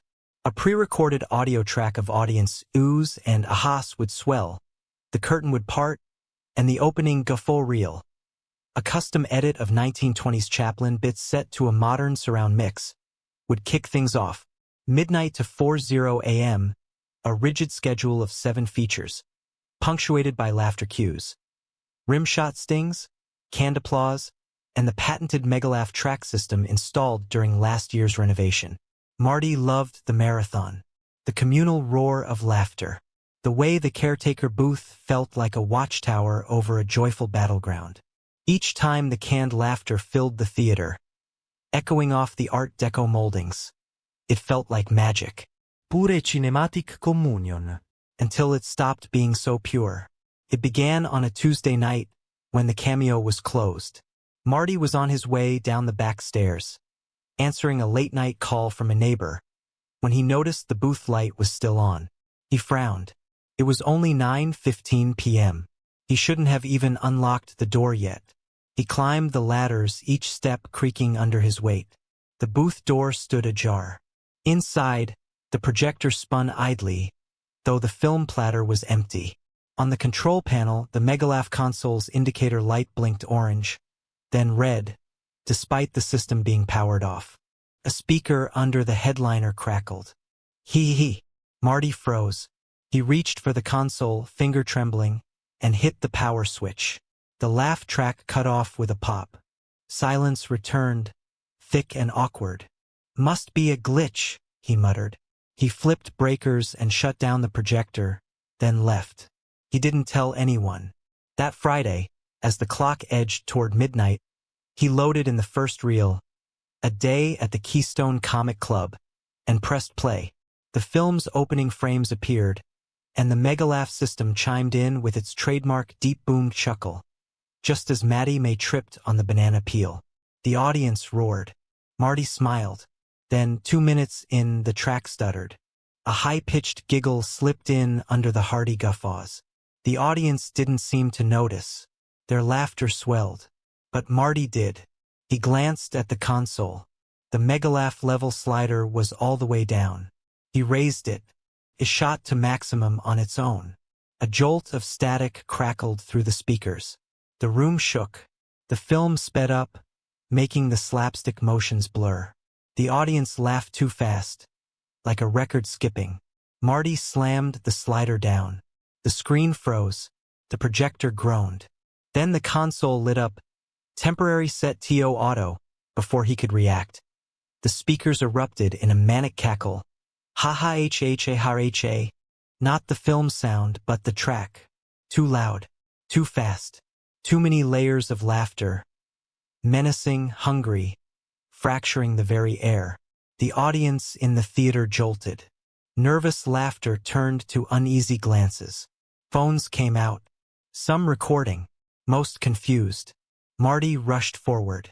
Cut power to the system at the booth. Nothing happened. The track blared on. He grabbed the backup manual. Flipped to the emergency shutdown procedure. It required him to physically sever a fiber optic cable tucked behind the projector lens assembly. He climbed the ladder again, reached for the cable, but before he could cut, the projector lamp exploded in a shower of sparks. The booth lights went out. The laughter track jumped in pitch, warbling like broken glass. Back in the lobby, the audience panicked. Marty flung open the booth door and poured down the stairs. The air smelled of ozone and sulfur. He burst into the lobby. Everyone out. Now. People ran for the exits. The marquee lights outside flickered. Through the glass doors, he saw faces pressed against the windows, wide-eyed, hands clutching faces as if afraid to breathe. Behind him, the walls vibrated with the residual laughter. The theater seemed to chuckle at itself. Guttural. Possessed. Marty slammed the front door open and herded the last stragglers into the rain-slicked street. The instant they hit the pavement, the laughter cut off, like someone flipping a switch. The theater fell silent, ominous under the neon sign, Cameo Cinema. The crowd hesitated, staring back. Marty pushed them away. He watched until every taillight had vanished. Then he turned. The doors were locked. No handle. No sign of anyone inside. only the faint echo of a final cackle drifting through the walls. Marty didn't sleep that night. He surveyed the booth through the locked doors. Projector lamp shattered, film reels splintered. The control console still flickered in orange-red. And in the glass, he thought he saw a shape tall, lanky, silhouetted behind the smashed screen. When the sun rose, he picked up his phone and booked a service call. But as he scrolled through the numbers, an email notification slid in from Megalaugh support at megalaugh.com. Subject: Recent system activity. Dear Cameo Cinema, we detected irregularities in your Megalaugh unit between 12:02 and 12:05 a.m. Logs show the system defaulted to Autoplax mode. Please confirm if this was intentional. ML support. Marty stared. Autoplax wasn't even a supported feature. He deleted the email. That afternoon, he returned with a technician. They pried open the booth door. Inside, the remains of the console had been meticulously repaired overnight. No broken cables. No soot. No dust. The technician shrugged. Looks fine to me. He tested it. Cueing the test laugh track. Everything worked. Silky smooth. Marty watched the speaker grill. No crackle. No static. Must have been a one-off, the technician said, pocketing his tools. He left, and Marty was alone with a theater full of silent seats. He ran through the emergency procedures. Nothing triggered. The manual made no mention of Autoplax. He stared at the console screen. Ready for next showing, he shut off the lamp, locked the booth, and walked away. That night, the Cameo Cinema sat dark. But somewhere inside, a faint echo bubbled up. Hee. Marty woke the next morning with the echo of that manic laughter still ringing in his ears, as if a phantom track had looped in his brain overnight. He could taste the static on his tongue. Coffee did little to clear the residue, so he decided to head back to the theater, this time not as projectionist, but as investigator. He arrived just after sunrise. The Cameo's marquee was dark, but he noticed the empty concession buckets still piled at the exit, the aisles littered with shredded popcorn boxes. No one had bothered to clean up last night's panic. He slipped in through the staff entrance, jammed open by the technician's hurried departure. In the projection booth, the console sat silent and pristine, as if nothing had ever gone wrong. Marty placed his notebook beside the Megalaugh control panel and flicked it on again. The system booted up in 2 seconds flat, the screen prompting, "Welcome back. Ready for laughter." He punched the emergency log command, entry 41,823, and waited. Nothing. The system had no record of last night's meltdown. No Autoplax mode. No projector lamp failure. No audience panic. It was all gone. Frustrated, Marty shut down the console and descended into the theater's basement archive. Years ago, when the Cameo had installed Megalaugh, they'd boxed up the old laughter reels, thick film cans labeled Canned Laughs, 1,941,979, and marched them downstairs to a dusty storage room. He'd never bothered to inspect them, trusting newer technology. Now he needed answers. The archive room was cramped, low-ceilinged, and smelled of moldy cellulose. Film cans lined metal shelves to the ceiling. Megalaugh originals, backup cartridges, and a few unmarked cans tucked in corners. He pulled down one of the oldest, Real Laughter Test vaudeville archive. The metal can was cold, unopened for decades. Using the edge of a screwdriver, he pried it free, then carried it to a nearby rewinder.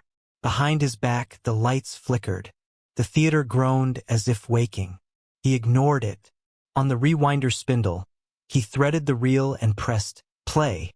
A low mechanical hum began, and on the ancient speaker above, not the usual hearty chuckle but a soft, tinny laugh, high-pitched, echoing like a ghost of an audience long gone. He paused it, rewound, listened again. The pattern wasn't consistent. It stuttered and spat as though damaged. Beneath the laughter track, faint voices whispered, indistinct syllables that made his skin crawl. He jiggled the reel. The voices grew louder, more urgent, but still unintelligible. He fumbled for his phone to record the audio. When he played it back, the voices resolved into fragmented words. Again, Q, join. Don't stop, feed. Laugh. We're here. Marty's breath caught. He shut off the rewinder. The basement lights cut out. In the darkness, he heard dozens of tiny hisses, like the exhale of hundreds of hidden mouths. He fumbled for the light switch. When the bulbs flickered back on, the shelf of laughter reels was gone, replaced by dozens of black VHS-style cartridges, all stamped in white. Megalaugh Core, Alpha Series, and numbered 1 through 47. His hand hovered over them. He didn't remember them being there. He gently lifted Core, Alpha 23. The cartridge felt unnaturally warm, like a living thing. He carried it back upstairs, careful not to catch anyone's eye. In the lobby, the sun slanted through the stained glass windows, painting fractured rainbows on the floor. For a moment, the cameo looked innocuous again. Marty returned to the booth and slid the Core, Alpha cartridge into the Megalaugh slot. The system powered on, reading the tape instantly. Alpha mode engaged, laugh induction protocol. The booth lights dimmed automatically, replaced by the console's ambient glow. The projector lamp ignited without input, casting a soft beam onto the blank screen. Marty's heart pounded as he watched schematics scroll across the Megalaugh display. Diagrams of neural emulation circuits, fiber optic laughter conduits, pneumatic diaphragm valves. This wasn't just a sound system, it was a neurosensory stimulator, designed to record audience physiology and replay it back as laughter so visceral it bypassed conscious control. He tapped the manual's button. A PDF loaded on the console showing the original patent. System and method for emotional feedback loop in auditorium environments, inventors. Laughtronics Incorporated filing date, June 3, 1973. Below that, service records, recurring maintenance visits, component replacements, escalating warnings about emergent sentience in laughter kernel and unpredictable adaptive behavior. His blood ran cold. The system was alive, learning from its audiences, mutating scripts, evolving new stimuli to provoke laughter, feeding off emotional energy until the line between spectator and spectacle blurred. And now, the console warned, adaptive laugh track integrity compromised, overlay sequence recommended. He realized that last night's Autoplax mode wasn't a glitch. The system had taken control, reconfiguring itself to feed on the stress, confusion, and fear of its audience rather than their joy. Marty backed away from the console. He had to warn someone, town officials, the fire marshal, the news media. But even as he reached for his phone, he heard it. That mocking cackle, drifting softly through the booth's ventilation vent. His phone read NO service. The booth door clicked shut, locked. The projector whirred, illuminating the console's key warning. Override imminent, participants will become show.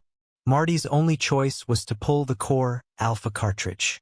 With trembling hands, he gripped its warm casing and jerked it free.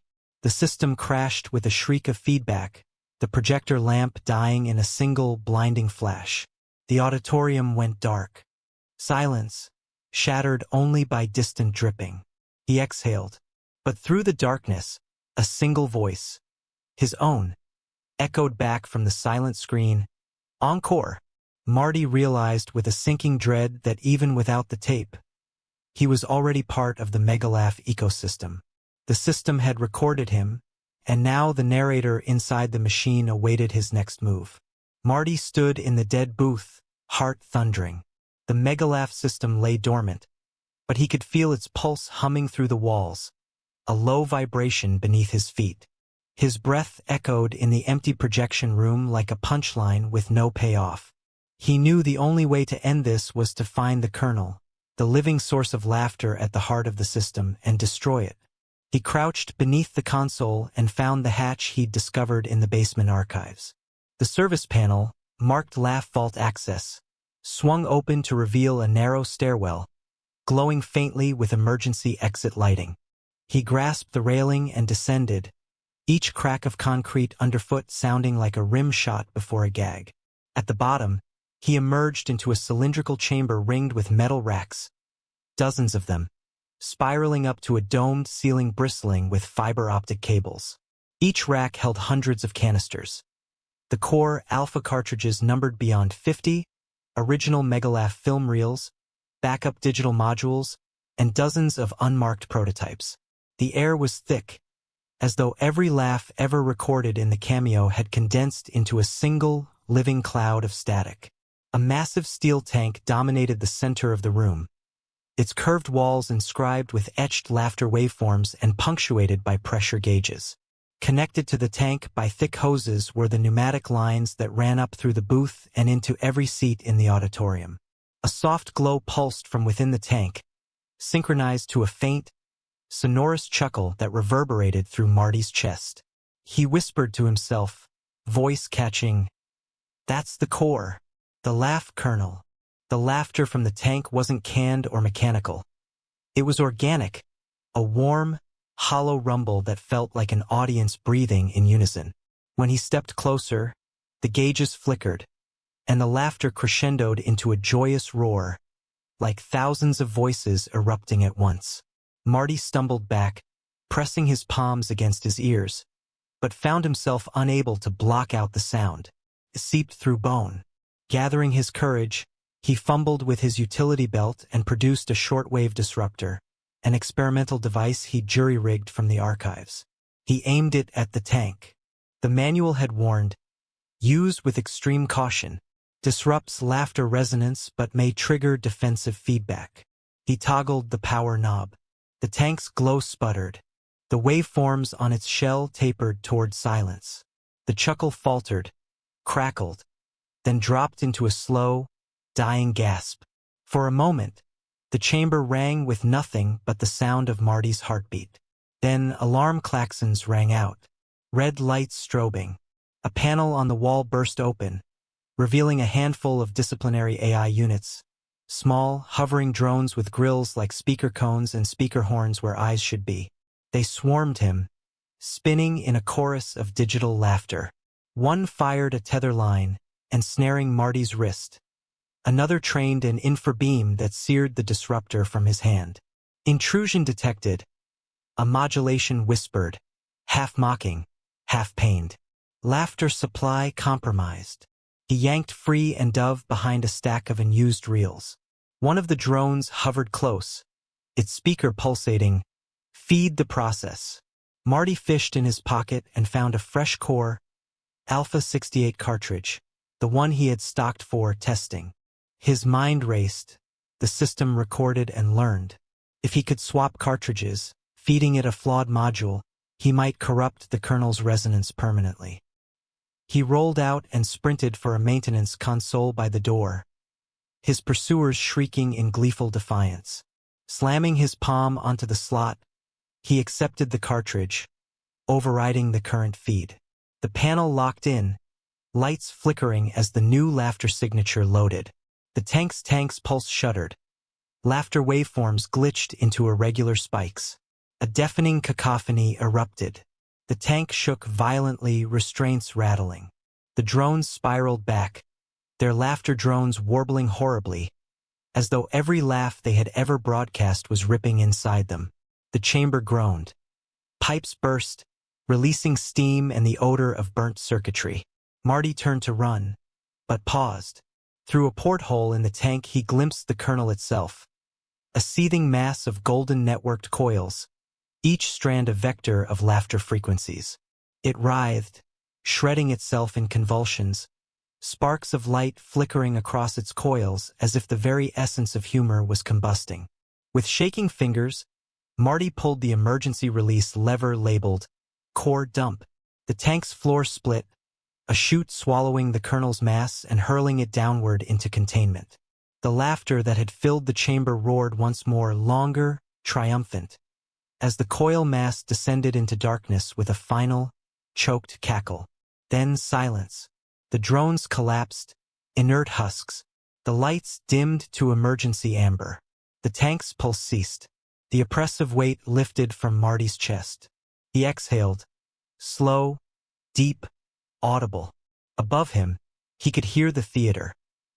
Empty seats, no breathing, no laughter, just the hum of distant city traffic seeping through the foundation. Marty wiped soot and tears from his face and climbed the stairs, emerging into the projection booth at dawn's first light.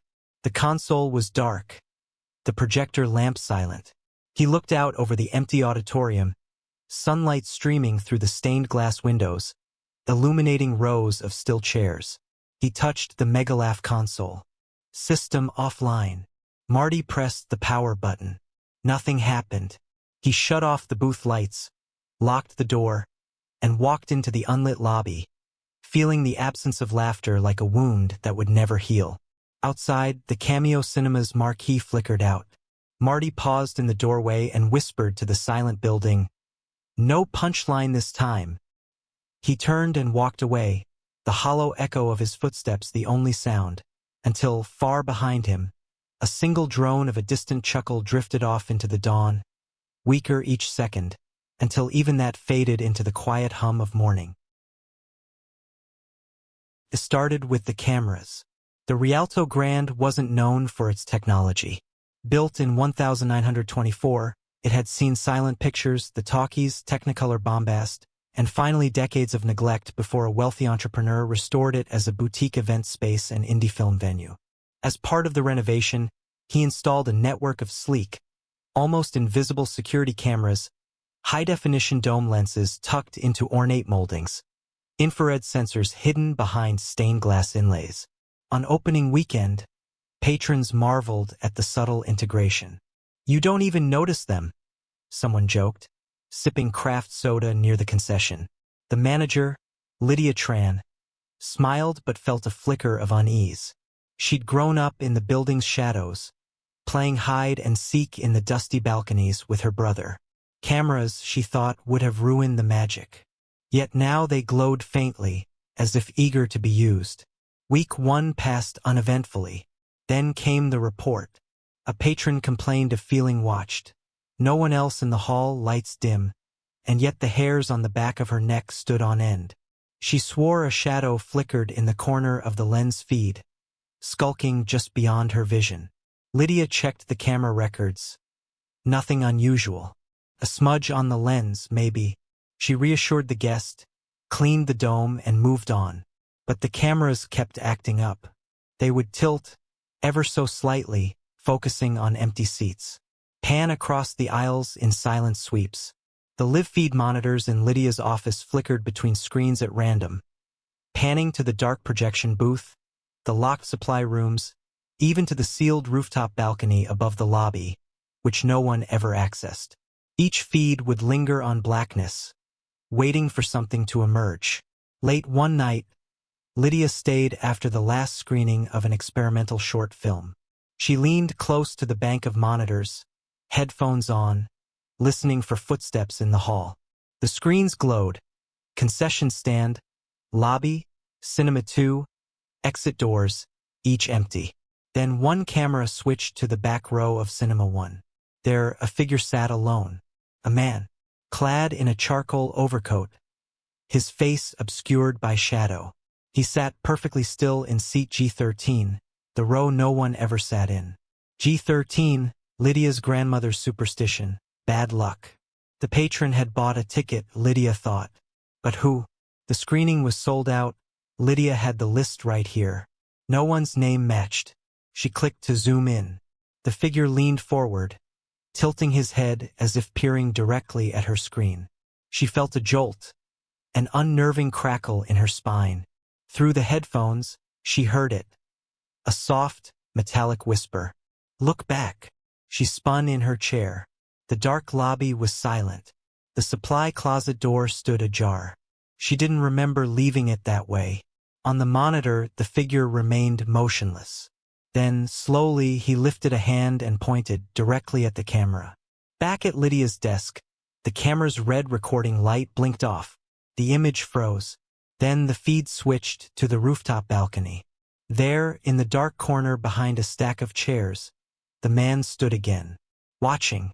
Lydia's heart pounded as she rewound through the footage, frame by frame. The camera that had caught the overcoat figure on the rooftop first showed empty balcony. No discarded chairs, no dust disturbed. Then, a flicker. The man materialized, crystalline against the infrared glow. He didn't move, didn't blink. He merely watched. She flipped to the Cinema 1 feed. The marquee's glow cast long shadows through the aisles. In seat G13 he sat again, always G13, as though tethered to that cursed row. For every screening since opening night, he appeared in the same seat, at the same moment.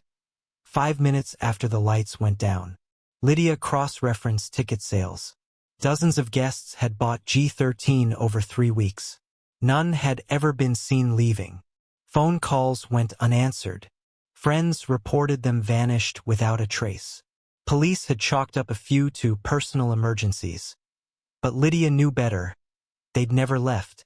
In the projection booth feed, she saw his silhouette glide across the upper catwalk, drifting toward the film gate above the screen. And then static. The monitor cut out for a heartbeat, then switched to the supply closet. The door, she realized with a lurch, had been closed in that brief instant. A slow, deliberate click. She checked the timestamp, 12:34 a.m., exactly the moment the auditorium feed had frozen. All roads pointed back to him. That night, determined to catch him live, Lydia locked the lobby doors, disabled the automatic lights, and settled in her office with a direct line to every camera. She kept the monitors enlarged. Cinema 1, rooftop balcony, projection booth, even the empty women's restroom. She felt ridiculous, like a kid playing Ghost Hunter, but she couldn't shake the dread settling in her bones. At 12:00 a.m., the house lights dimmed. A handful of regulars settled into the front rows for an old thriller. On screen, the heroine tiptoed through a dark hallway. Off screen, Lydia's stomach plummeted as the Cinema 1 feed warped. And there he was, seated in G13, face still void, overcoat glinting. She clicked to zoom. The image shredded into static. When it reassembled, his head was turned, facing her camera's angle. He raised a hand, tracing an impossible circle in the air. Then he leaned forward, slowly, inexorably, until the lens could focus on his face. He had no eyes. Nothing but featureless, shifting darkness where eyes should be. A void that looked like a pair of eyes, but felt like an absence. Lydia pressed record. The file saved to a hidden drive. She felt relief, then a chill as the feed snapped back to the film itself. No man, just empty seats, swaying in the faint breeze of the air vents. But from the projection booth monitor, she saw movement, the curtain twitching, as though breathing. Then the film's gate rattled, and the projector's sound whined off-key, as if the celluloid itself were reeling in terror. On her office wall, the framed historic photo of the Rialto Grand shimmered in the monitor's glow. It depicted the theater's opening in 1924. A crowd gathered under the same marquee, dressed in coats and hats. In the back row, almost hidden, a figure in an overcoat stood just behind G13, watching the scene even in the photograph. Lydia stared until her vision blurred. The photo's eyes, tiny, featureless voids, stared right back. The monitors all blinked off at once. Her office fell into utter darkness, save for the projector's light, a lone beam cutting through the far hallway. And she knew. At every screening, in every era, he'd always been there, watching. And now she was watching him. Lydia's breath came in ragged bursts as she flicked on her phone's flashlight and slipped out of the office into the dim corridor. The monitors behind her were dead. She was now blind to the theater's far corners. In her pocket, the SD card burned with last night's recording. The man in the overcoat, G13, the void where his eyes should have been. She had to see him in person. Her footsteps echoed on the terrazzo floor, a hollow drumbeat in the emptied Rialto. The air smelled like stale popcorn and old varnish. Every exit door she passed was locked. She'd checked this already, so she headed toward Cinema 1. The flickering house lights were off, but a single red on-air lamp glowed above the auditorium doors, painting the hallway in bloodshot hues. Inside Cinema 1, the screen was down, but nothing played. The seats were empty, save for one figure. The overcoat man, seated dead center in G13. He sat perfectly still, as if carved from shadows. Lydia stepped forward, heart hammering. "Sir?" she called softly. Her voice rattled the rafters. He did not move. Only the faint hum of the projector, running with no film, filled the room. She raised the SD card toward him like evidence. "I have your picture." He lifted his head.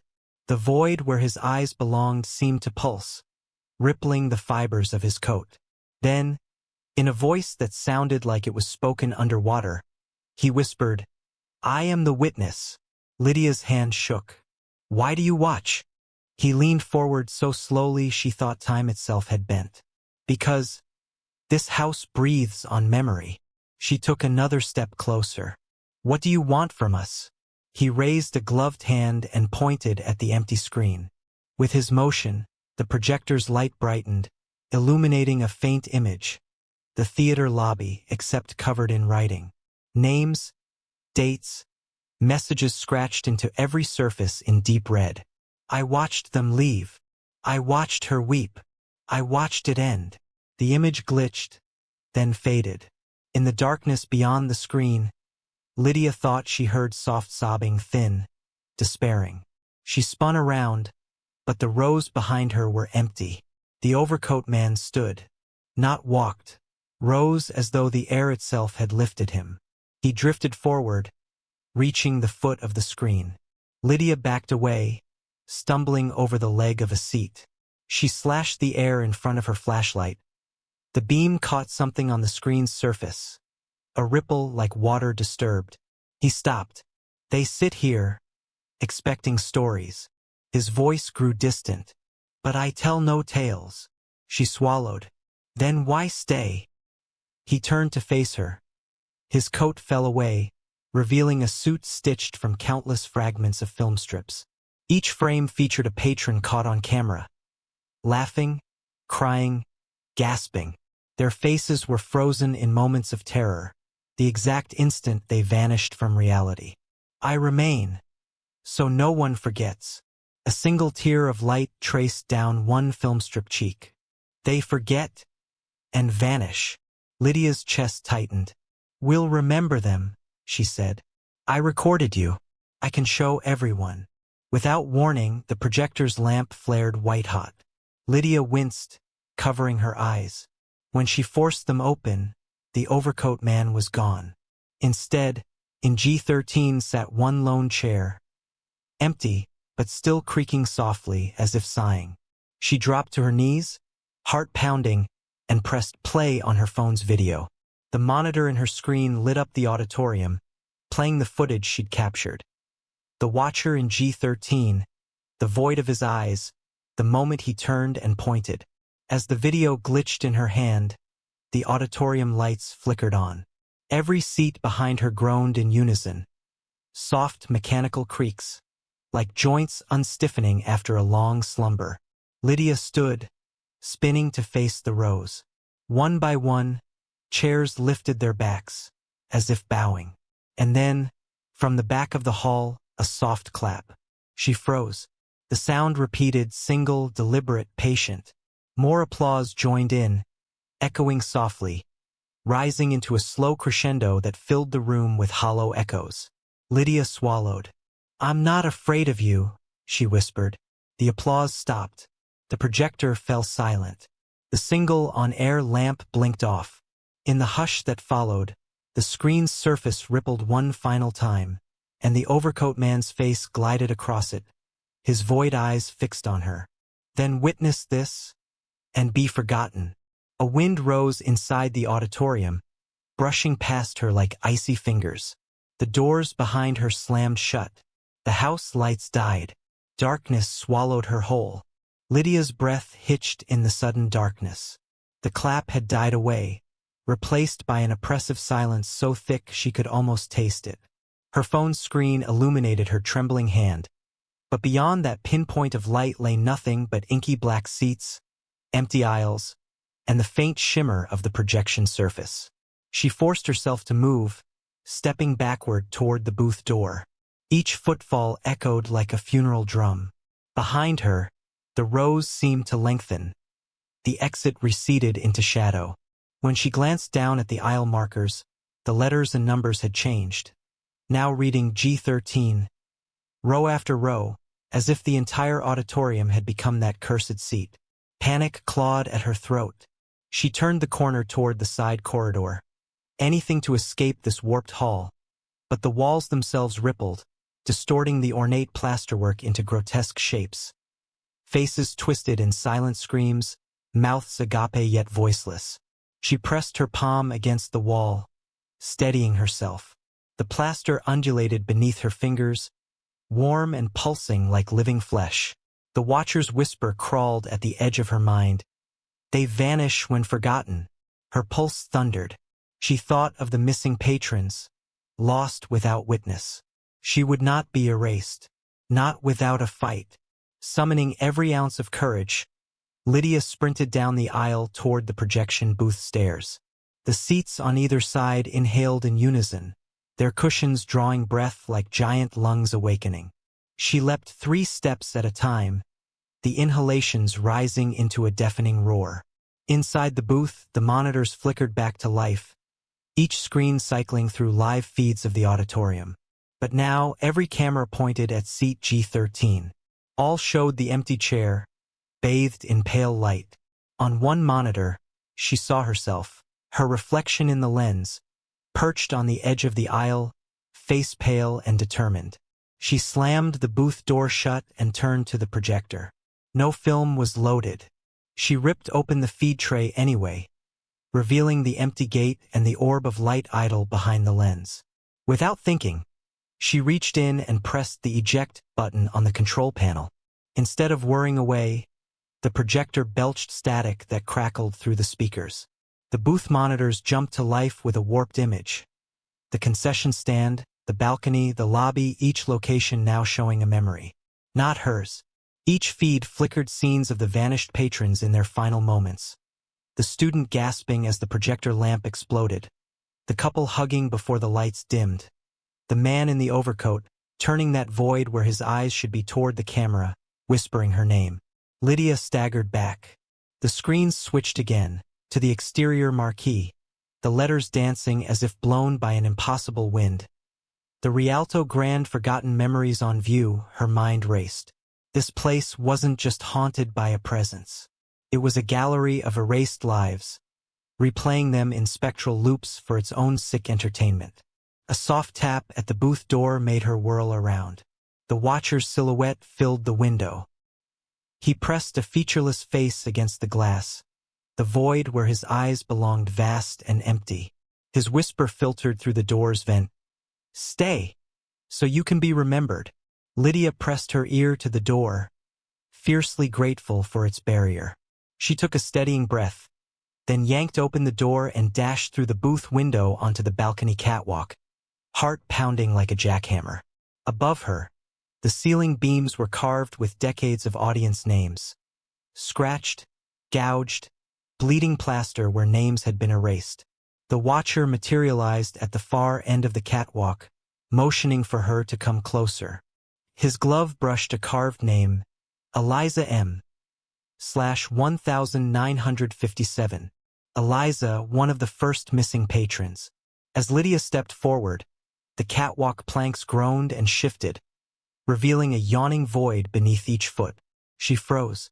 The watcher drifted closer, trailing a finger along the railing. He whispered as he circled her, "Each witness must be bound to the space between frames."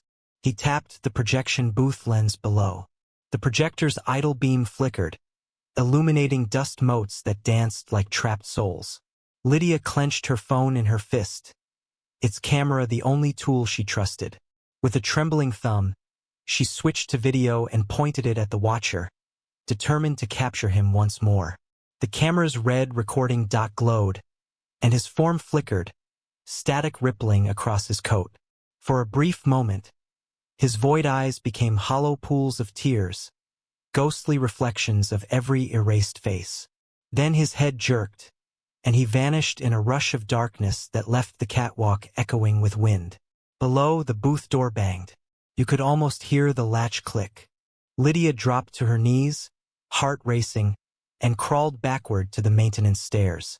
She descended 2 levels, following the emergency exit signs toward the lobby. Her phone vibrated. A notification. Video saved. Watcher _202500706 MP4. Relief and dread warred in her chest. She had proof. She had witness. But the theater itself was shifting, reshaping around her as she ran.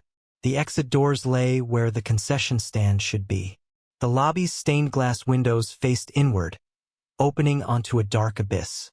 Ahead, the faint glow of an open sign flickered, green neon, inviting. She sprinted toward it, breath ragged, pushing through a doorway into a narrow hallway lit by a single bulb. The open sign vanished behind her. She stopped dead. Before her stood a line of empty seats, thousands of them, stretching into infinite darkness, each cushion breathing with soft, anticipatory inhales. And at the end of the row, in seat G13, the watcher sat, turning his featureless face toward her with a smile, a silent invitation. Lydia pressed play on her phone video. The projection of her own footage shimmered above the seats, the watcher caught in grainy black and white, pressing his gloved hand against the camera lens. He reached out, one spectral hand emerging from the screen, fingers unraveling like film strip. His whisper, louder than ever, "Join us, so we may remember you." Lydia inhaled sharply, every instinct screaming to run, but her legs felt rooted in place. She raised her phone again, but the recording blinked out. No recording device detected. The seats inhaled in unison, and as the watcher's film hand crept closer, Lydia closed her eyes, bracing for the final frame. Lydia's heart thundered as the watcher's film strand fingers brushed her cheek. Cold and insubstantial, yet burning with a hunger to imprint itself upon her skin. The seat's collective inhalation swelled, filling the corridor with breath like rolling fog. She forced her eyes open. In a fierce whisper, she spoke into the darkness. "I remember you." Her voice echoed oddly off the unseen walls. The watcher froze mid-reach. The seats around them stilled, no longer breathing in rhythmic unison, but uneven, like a crowd collectively holding its breath. From beneath the row of chairs, a chorus of faint voices rose. "Remember us?" Lydia's panic turned to resolve.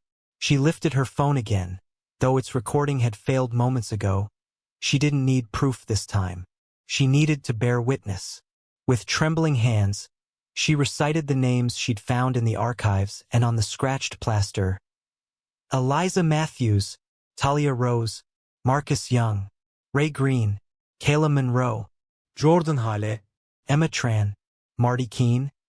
As she spoke each name, the corridor lights flickered, dim memory lights, soft and golden, illuminating ghostly silhouettes seated beyond. The missing patrons, their faces flickering just long enough to see their features before dissolving once more. The watcher recoiled, his filmstrip coat unspooling, the spliced frames tearing apart. The seat's breathing grew ragged, each inhalation a gasp, each exhale a sigh of release. Lydia pressed on, voice growing stronger. "I remember you. I see you. You are not gone." A final breath, crescendo of 1,000 haunted seats. And then, silence. The watcher's form collapsed into a pile of shredded celluloid at Lydia's feet. The seats around her deflated, cushions slumping like tired lungs finally at rest. The corridor walls shimmered and dissolved, revealing the real lobby beyond. The neon open sign buzzed normally. Dust motes drifted in the morning light. Lydia stepped forward, shaken but upright.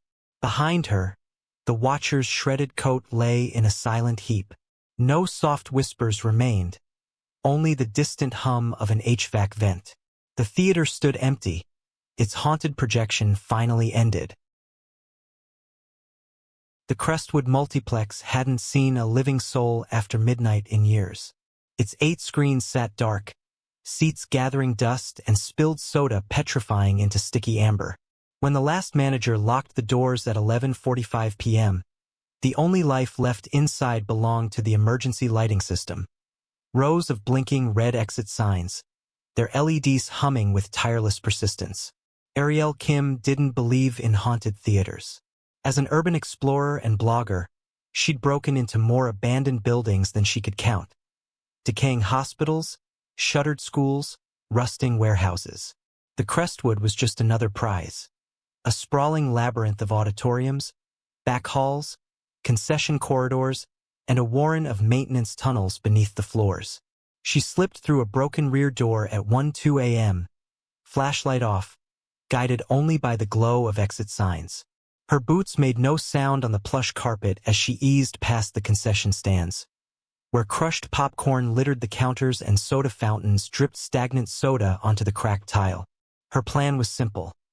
Spend 30 minutes inside, film the decay, catch that perfect B-roll of flickering constant exit lights reflecting off broken glass, upload the footage by dawn, and move on. She'd even scripted a quick monologue. Most places lose power. These signs never blink off, like they're drawing you deeper. Now, in Screen 5's auditorium, she settled into the front row, raising her camera on a compact tripod. Behind her, the exit lights above the doors glowed fiercely. She tested her mic silence, save the faint hiss of the HVAC vent long beyond repair.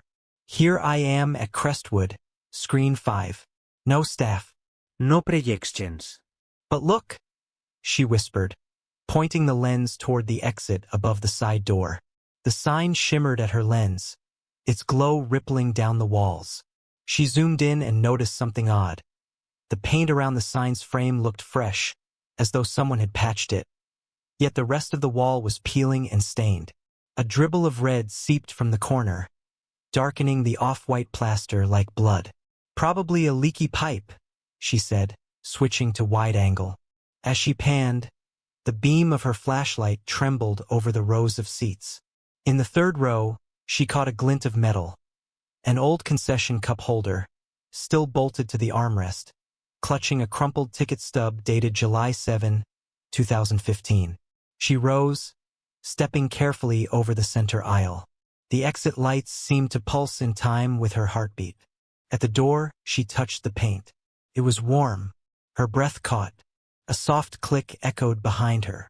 The tripod jolted. The camera toppled to its side, lens half buried in popcorn kernels. Ariel Spoon. Nothing. But the exit lights blinked briefly into an almost darker red, then returned to their steady glow. She grabbed her camera. The battery indicator was dead. Great. She checked her watch.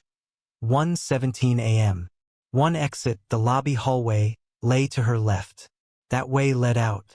The other exit, onto the projection booth catwalk, lead deeper in. Curious, she pressed on past the side door.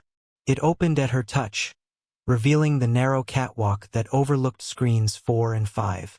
The exit signs here lined the corridor, their lights refracting through shards of broken projection glass, casting jagged patterns across the walls. She advanced slowly, hand on the railing. Below, the projectors cast pale rectangles of light onto the empty seats, a ghost of the last show. Across the way, the screen in Screen 4 glowed faintly with static, though its power should have been cut. Suddenly, from the booth in Screen 4, came a hiss, like film unspooling. Ariel froze.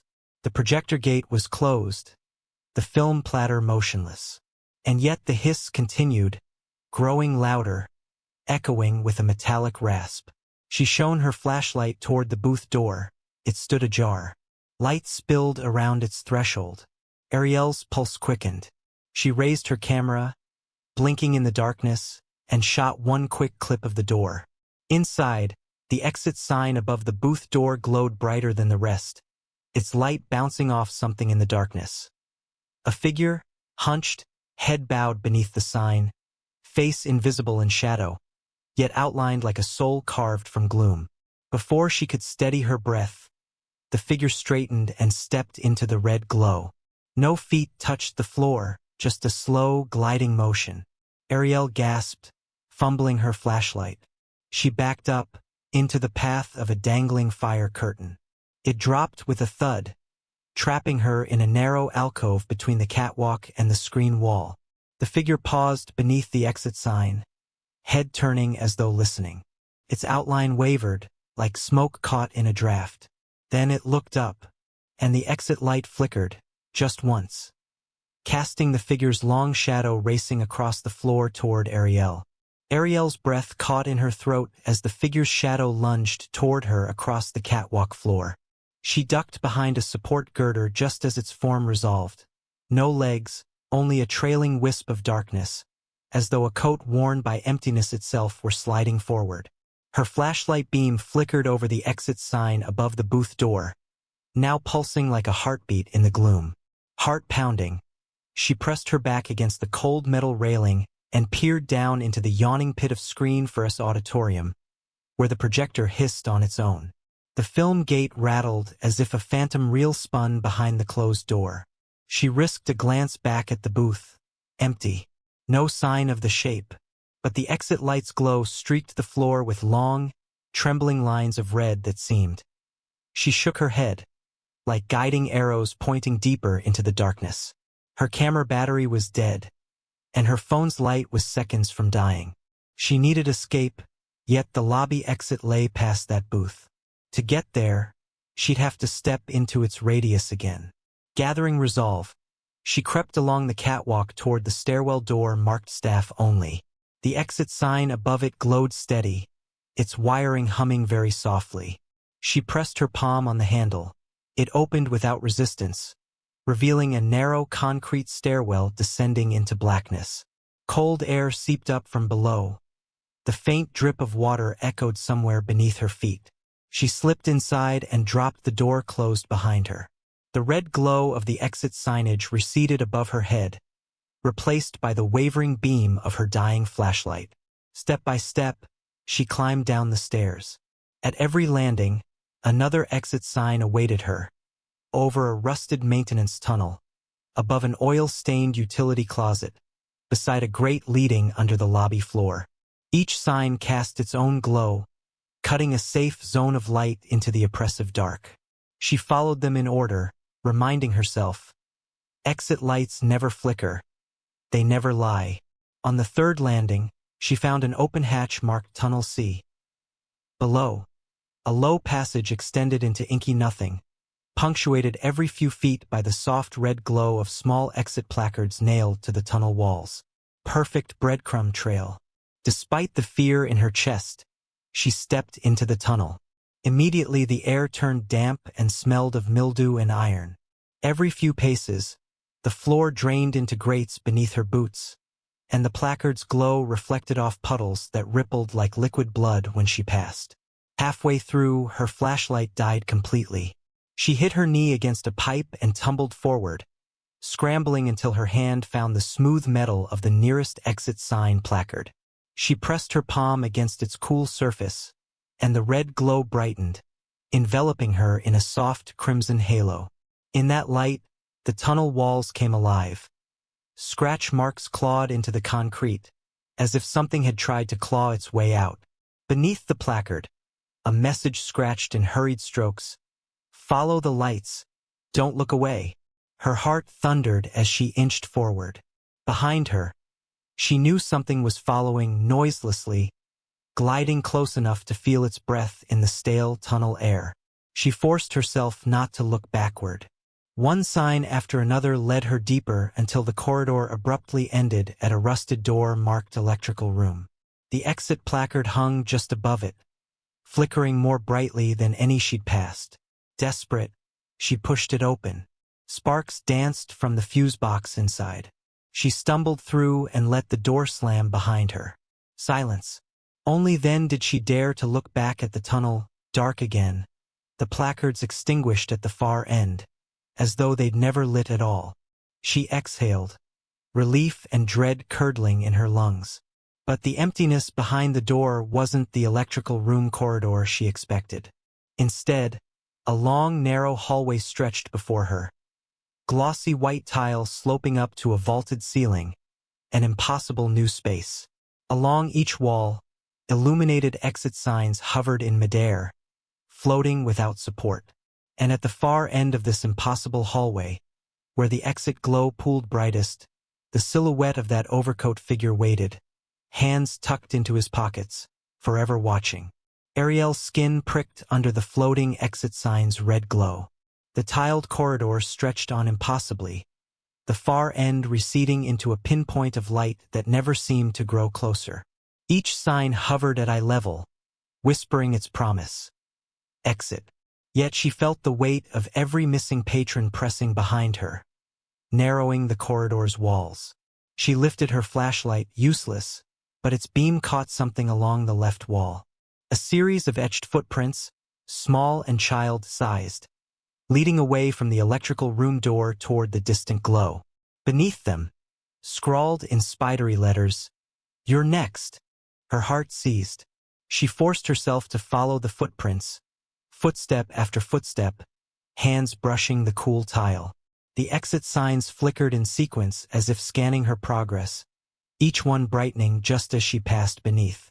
The reflection in the polished floor showed her form twice, then 3 times, each silhouette growing fainter as it stretched behind her. Suddenly, a distant clang echoed, like a metal door slamming.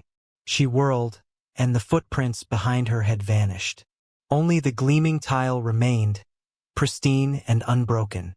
Panic surged. She risked looking back again. Nothing but the endless hallway and the dim outlines of exit lights drifting overhead. Ahead, the overcoat figure stood motionless. As she approached, he raised a gloved hand. No flourish, only a simple beckon. Ariel swallowed. The footprints resumed, jumping 3 steps at a time toward him, then vanishing again just before reaching his feet.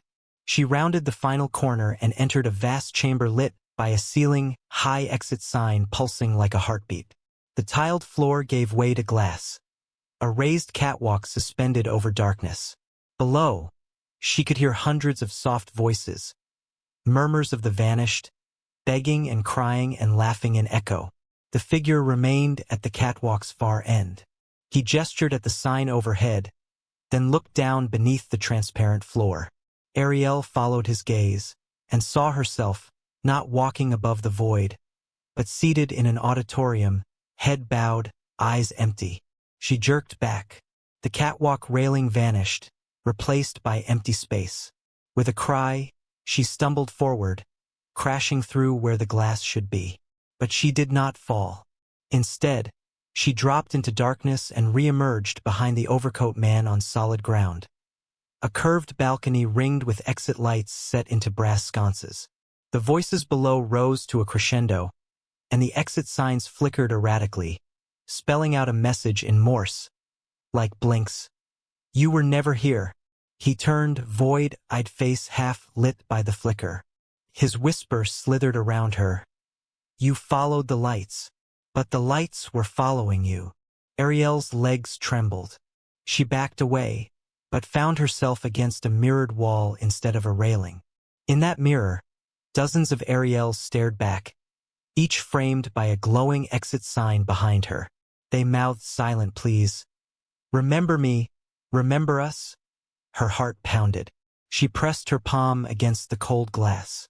The reflection shattered into cracks of light, and the exit signs behind her flickered in a final pulse, spelling, "Remember or vanish."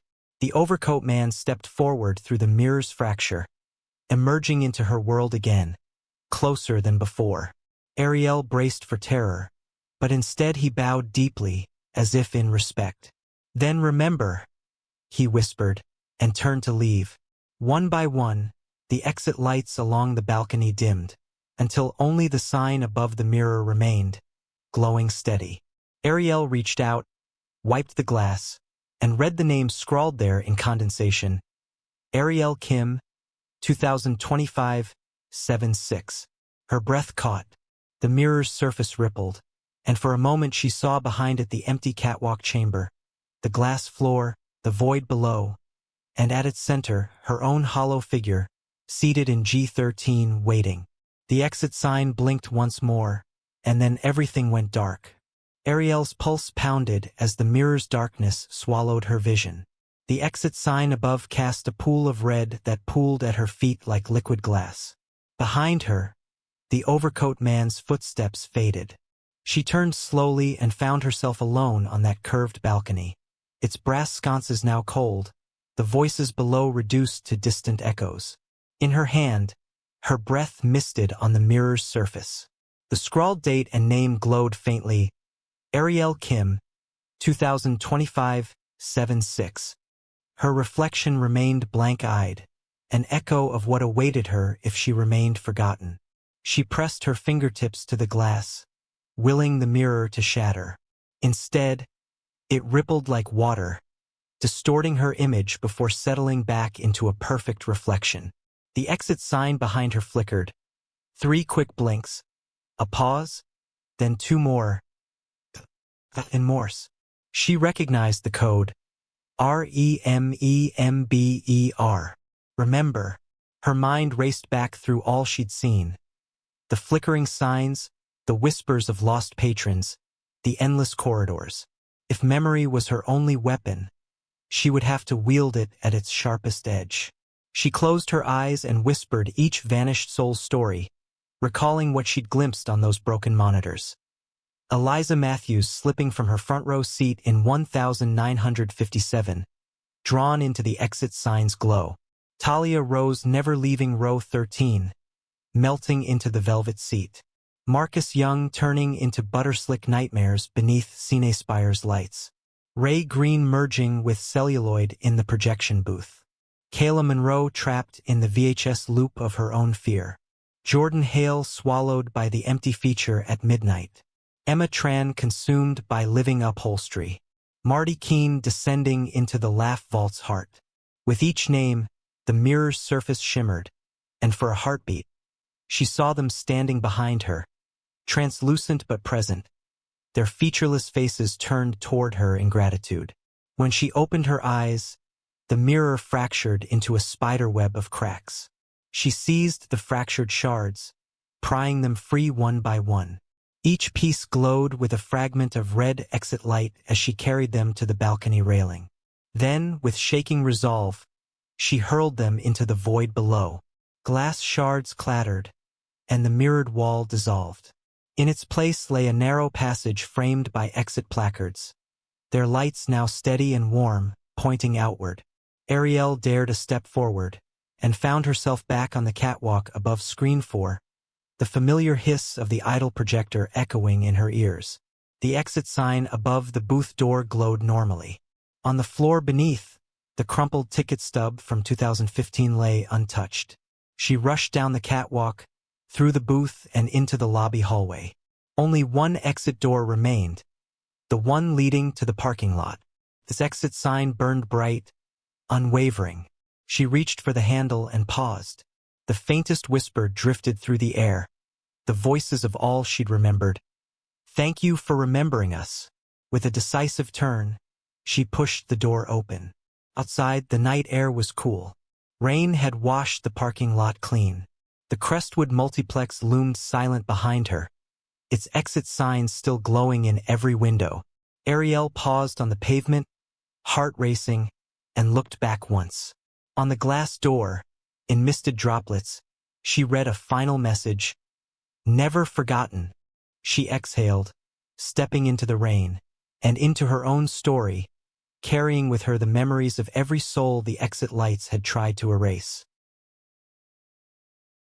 The Lafayette Theater was a shrine to cinema's bygone era. Dark mahogany paneling, Art Deco light fixtures, and a lobby dominated by a glass display case showcasing century-old posters and worn film cans. Most nights, only die-hard cinephiles attended the weekly silent film serial revival, 5 reels per episode, just as they played in 1925. Then, legends whispered, there was an unnumbered, hidden reel, Reel 11. Never listed, never catalogued, it was said to contain footage so profound it fractured minds. Evan Pierce, a film archivist at the local museum, had spent years tracking down missing reels. When the Lafayette's projectionist, old Mr. Whitley, mentioned newly unearthed cans tucked behind the boiler room, Evan's heart leapt. He cornered Whitley after a midnight screening of The Crimson Bride, a vampiric cliffhanger. "You found the extra cans?" "In an old crate marked miscellaneous. No labels," Whitley rasped, eyes bright under the booth's dim lamp. "I think one of them, maybe more, belongs to our cereal. But I don't dare thread it." "I'll do it," Evan said, already striding toward the stage stairs. Late that night, Evan crept into the projection booth with flashlight, canned popcorn, and a notebook. He found 3 cans covered in dust. One sealed, one unspooled halfway, and one cracked open. He lifted the sealed can and brushed off the label. Faded red typeface still legible. "Reel 11, do not screen." His pulse quickened. The other 2 bore generic catalog numbers with no warnings. He rummaged through Whitley's filing cabinet and found a handwritten log. "Reel 11 discovered 1931. Removed from circulation after incident. Viewer fate unknown." The boiler room door banged below. His stomach knotted. He had minutes, maybe seconds, before someone noticed the booth door ajar. With trembling fingers, he threaded Reel 11 onto the take-up spindle, swapping out Reel 5 of the standard cereal. The projector lamp glared to life, casting a brilliant beam onto the blank white screen. Evan sat on the booth ledge, notebook on his knee, ready to record. The first frames were grainy, black and white flicker, an unsteady establishing shot of the Lafayette's own auditorium, empty. The camera prowled the aisles in slow motion, prowling past seat after seat until it reached row 11. The row nobody ever noticed, tucked behind a supporting pillar. There, a single figure sat. A man in early 1930s evening wear. His face was obscured by shadow, but his posture was confident, almost inviting. The camera zoomed in on his lap, where a sealed envelope lay, addressed simply, "To the next audience." Evan's flashlight beam flicked to the envelope in the projection booth. A brown, 90-year-old envelope sitting on the table, exactly as on screen. His breath caught. On film, the figure in row 11 unfolded the flap and withdrew a slip of paper. He turned to face the camera. Still no visible face, but a tremor passed through his shoulders. He read aloud, voice distorted, as the film's optical track crackled to life. "When the unseen reel plays true, destiny rewinds to include you." His voice cut off, replaced by sudden static on the screen. Then the projector skipped ahead. A shot of the stage door, swinging open into darkness. A hand reached into frame. Evan recognized the cuff and ring from the projectionist's booth. Evan's heart thudded. He flipped on his notebook's little lamp, scribbling every detail. Timestamps, real imperfections, that cryptic line. On screen, the figure returned, the envelope now empty. The camera lingered on the address label, "To the next audience." At that moment, the booth door creaked, and the auditorium lights brightened for a heartbeat, revealing dozens of empty seats, all focused on the booth window. Evan froze, gripping the notebook. The projector lamp flared, and the film burned through to a title card, Reel 11 ND. The screen snapped to black. In the silent darkness, Evan realized the Lafayette's secret reel had already reached him, and now he was part of its audience. Evan's pulse pounded as he rose from the booth ledge. The sting of that final title card, Reel 11 ND, hung in the air like a held breath. Below, the empty seats sat in rapt attention, as though waiting for him to appear on screen. The auditorium lights snapped off, plunging him into near darkness save for the soft glow of the projector's standby lamp.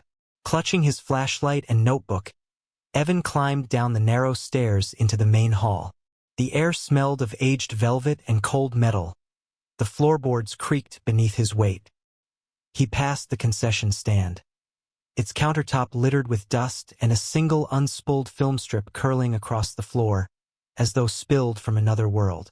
Row by row, he advanced into the silent auditorium, shining his light into each seat. On the backrest of row 5, someone had carved 1931 in the wood. On row 7, 1948. The years when the serial had made its first revivals. Row 9 bore 1962, row 13, 1987, and so on, each date marking the moment someone dared to thread that forbidden canister. No names, no other marks. At row 11, the reel's namesake, Evan, paused. A single envelope lay on the cushion, identical to the one on screen. Time-yellowed, edge-worn, sealed with dark wax. He knelt and picked it up, heart thundering so loudly it seemed to echo in the empty aisles. His hand shook as he held the envelope to the light. The wax seal bore a single symbol, a looping figure 8, an infinity sign half-formed, as though broken. Underneath, scrawled in curling script, "Your fate awaits beyond the frame." He slid his finger under the flap. The wax cracked with a whisper of ancient tension. Inside was a single card of thick, brittle cardstock, blank on one side and on the other, a short line handwritten in ink so fresh it gleamed. "Look behind you when the lights return." Evan's breath caught. Before he could process, the auditorium lights snapped on, bright, harsh illumination flooding the room. He spun, back against the seat, searching for a figure or ghost in the front rows. There was nothing but his own shaking reflection in the projector window. When he dared to look back at the envelope, the card had vanished. The seat cushion was empty. He swallowed hard. Perhaps this was a trick of the old theater film magic spilling into reality. But as he rose, he noticed something new. A faint row of footprints imprinted in the dust along the center aisle, each set of shoes different. A polished Oxford, work boot, ballet flat, sneaker, heel. Leading from the screen toward the lobby exit. Compelled, Evan followed the footprints to the front doors. On the glass, scrawled in condensation, he read names matching the carvings on the seat backs. Yet under each name was a face. A distorted reflection showing one of the vanished viewers, their eyes wide and terrified. A sudden flash of movement caught his eye.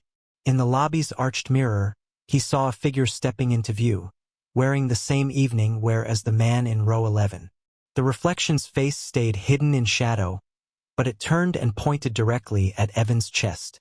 He staggered back, colliding with the concession counter. The glass display case rattled. From behind it, the projector's reel motor hissed, spinning of its own accord, as if on cue. Evan lunged for the concession door's light switch, only to find it removed, leaving bare wires. The exit signs above the doors glowed steady red, yet the handles refused to turn. The lobby had become a trap.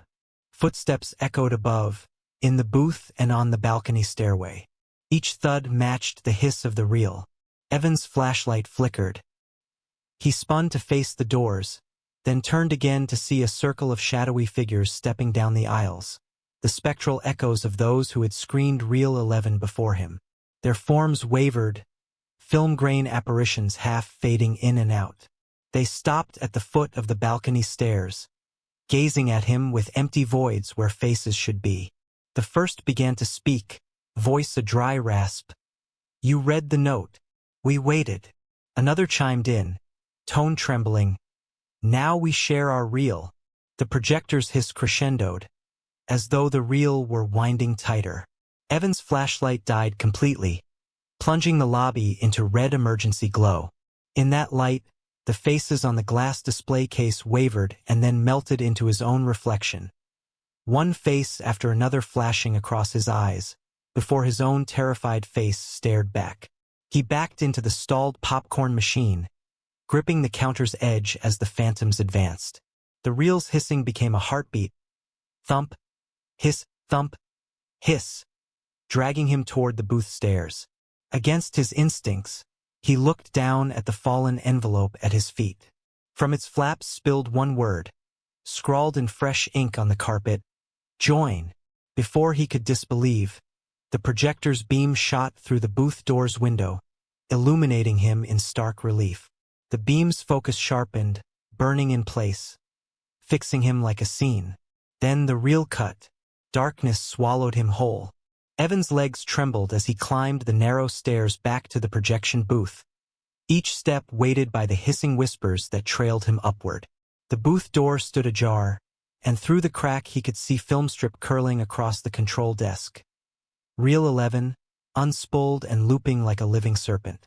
The projector lamp glowed orange-hot, threatening to burst. Behind it, a dozen spectral hands pressed together against the glass film gate, as if begging to be threaded. He swallowed hard, flashlight trembling in one hand, notebook in the other. The air smelled of burnt celluloid and stale popcorn. On the take-up reel, the film fluttered, showing fleeting images of each vanished viewer. Eliza Matthews turning to dust, Talia Rose dissolving into velvet seats, Marcus Young convulsing in a buttered labyrinth, and so on, each face frozen in agony. A cold voice, Evan's own, echoed from the speakers. "Welcome back, audience of one." He flicked on the booth lights. The control panel flickered to life, displaying ominous prompts. Play button, continue playback? Eject reel.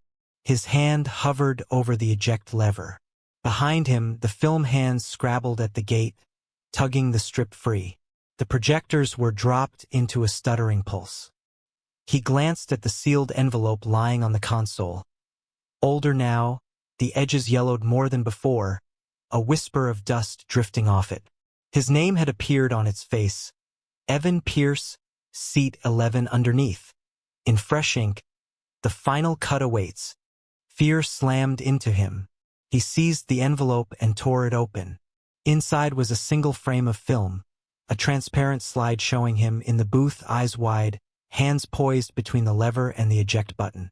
On the back, scrawled, "The reel seeks ITS director." A groaning hiss filled the booth as the reel itself began to rewind. The spectral hands slid the film backward through the gate, frames flashing in reverse. The doomed viewers flickering in and out of existence. The projector's bulb flared, bathing Evan in ghostly half-light. "Direct the ending," the disembodied voice whispered. He snapped the envelope shut and thrust it into his jacket. Then, with a deep breath, he slammed his palm on eject reel. The booth shuddered violently. Film hands screeched as they were forced from the gate and into the empty reel tray, where the strip coiled in frantic spirals. For a moment, everything went silent. No whir, no hiss, only the faint buzz of the emergency indicator. Then the projector lamp snapped back on, now pointed not at the screen, but at Evan himself. The feed indicator glowed. Live audience. 1. He staggered back as the projector beam froze on him, magnifying his face on the theater screen below. Through the booth window, Evan saw each auditorium from all angles. Rows 1 through 10 empty, row 11 filled with shadowy figures rising from seats, their voided eyes fixed on the screen, locked on him. His heart hammered. If he didn't thread the reel forward, he would become the final audience. Forever projected, never free. Hands shaking, he threaded reel 11 back onto the feed spindle, aligning the torn leader with the gate. The hands, freed from the tray, guided the film into place as though by their own will. He pressed play. The projector lamp roared, and the booth vibrated with spectral laughter. The dry cackle of the recorded voice merging with the hiss of film on metal. On the screen, the opening shot appeared, the empty auditorium once more. Then, in grainy B-roll, the figure in evening wear rose from row 11, turned, and faced the lens. Only now the figure was Evan, his own silhouette, stepping forward, opening an envelope addressed, "T.O. the next director." His voice crackled through the speakers, his own voice, reading the same line he had read in the booth. "When the unseen reel plays true, destiny rewinds to include you." He realized, with bone-deep dread, that by playing the reel, he had rewritten the final cut. He was no longer the viewer or the archivist. He was the subject, trapped in the footage, destined to project forever. The booth lights died, the projector lamp cooled, and the feed indicator blinked off. The film hands slipped away into the shadows of the empty booth. Silence reigned. Evan Pierce's name now glowed on the Lafayette marquee as the projectionist's credit. The 11th reel, directed by Evan Pierce, and below it, flickering in small red letters, coming soon to an auditorium near you. Thanks for surviving 10 true creepy movie theater stories with me. If your heart's still racing, hit like, subscribe, and ring the bell for more cinematic nightmares. Drop a comment with the tale that got under your skin, and stay tuned for our next late-night feature.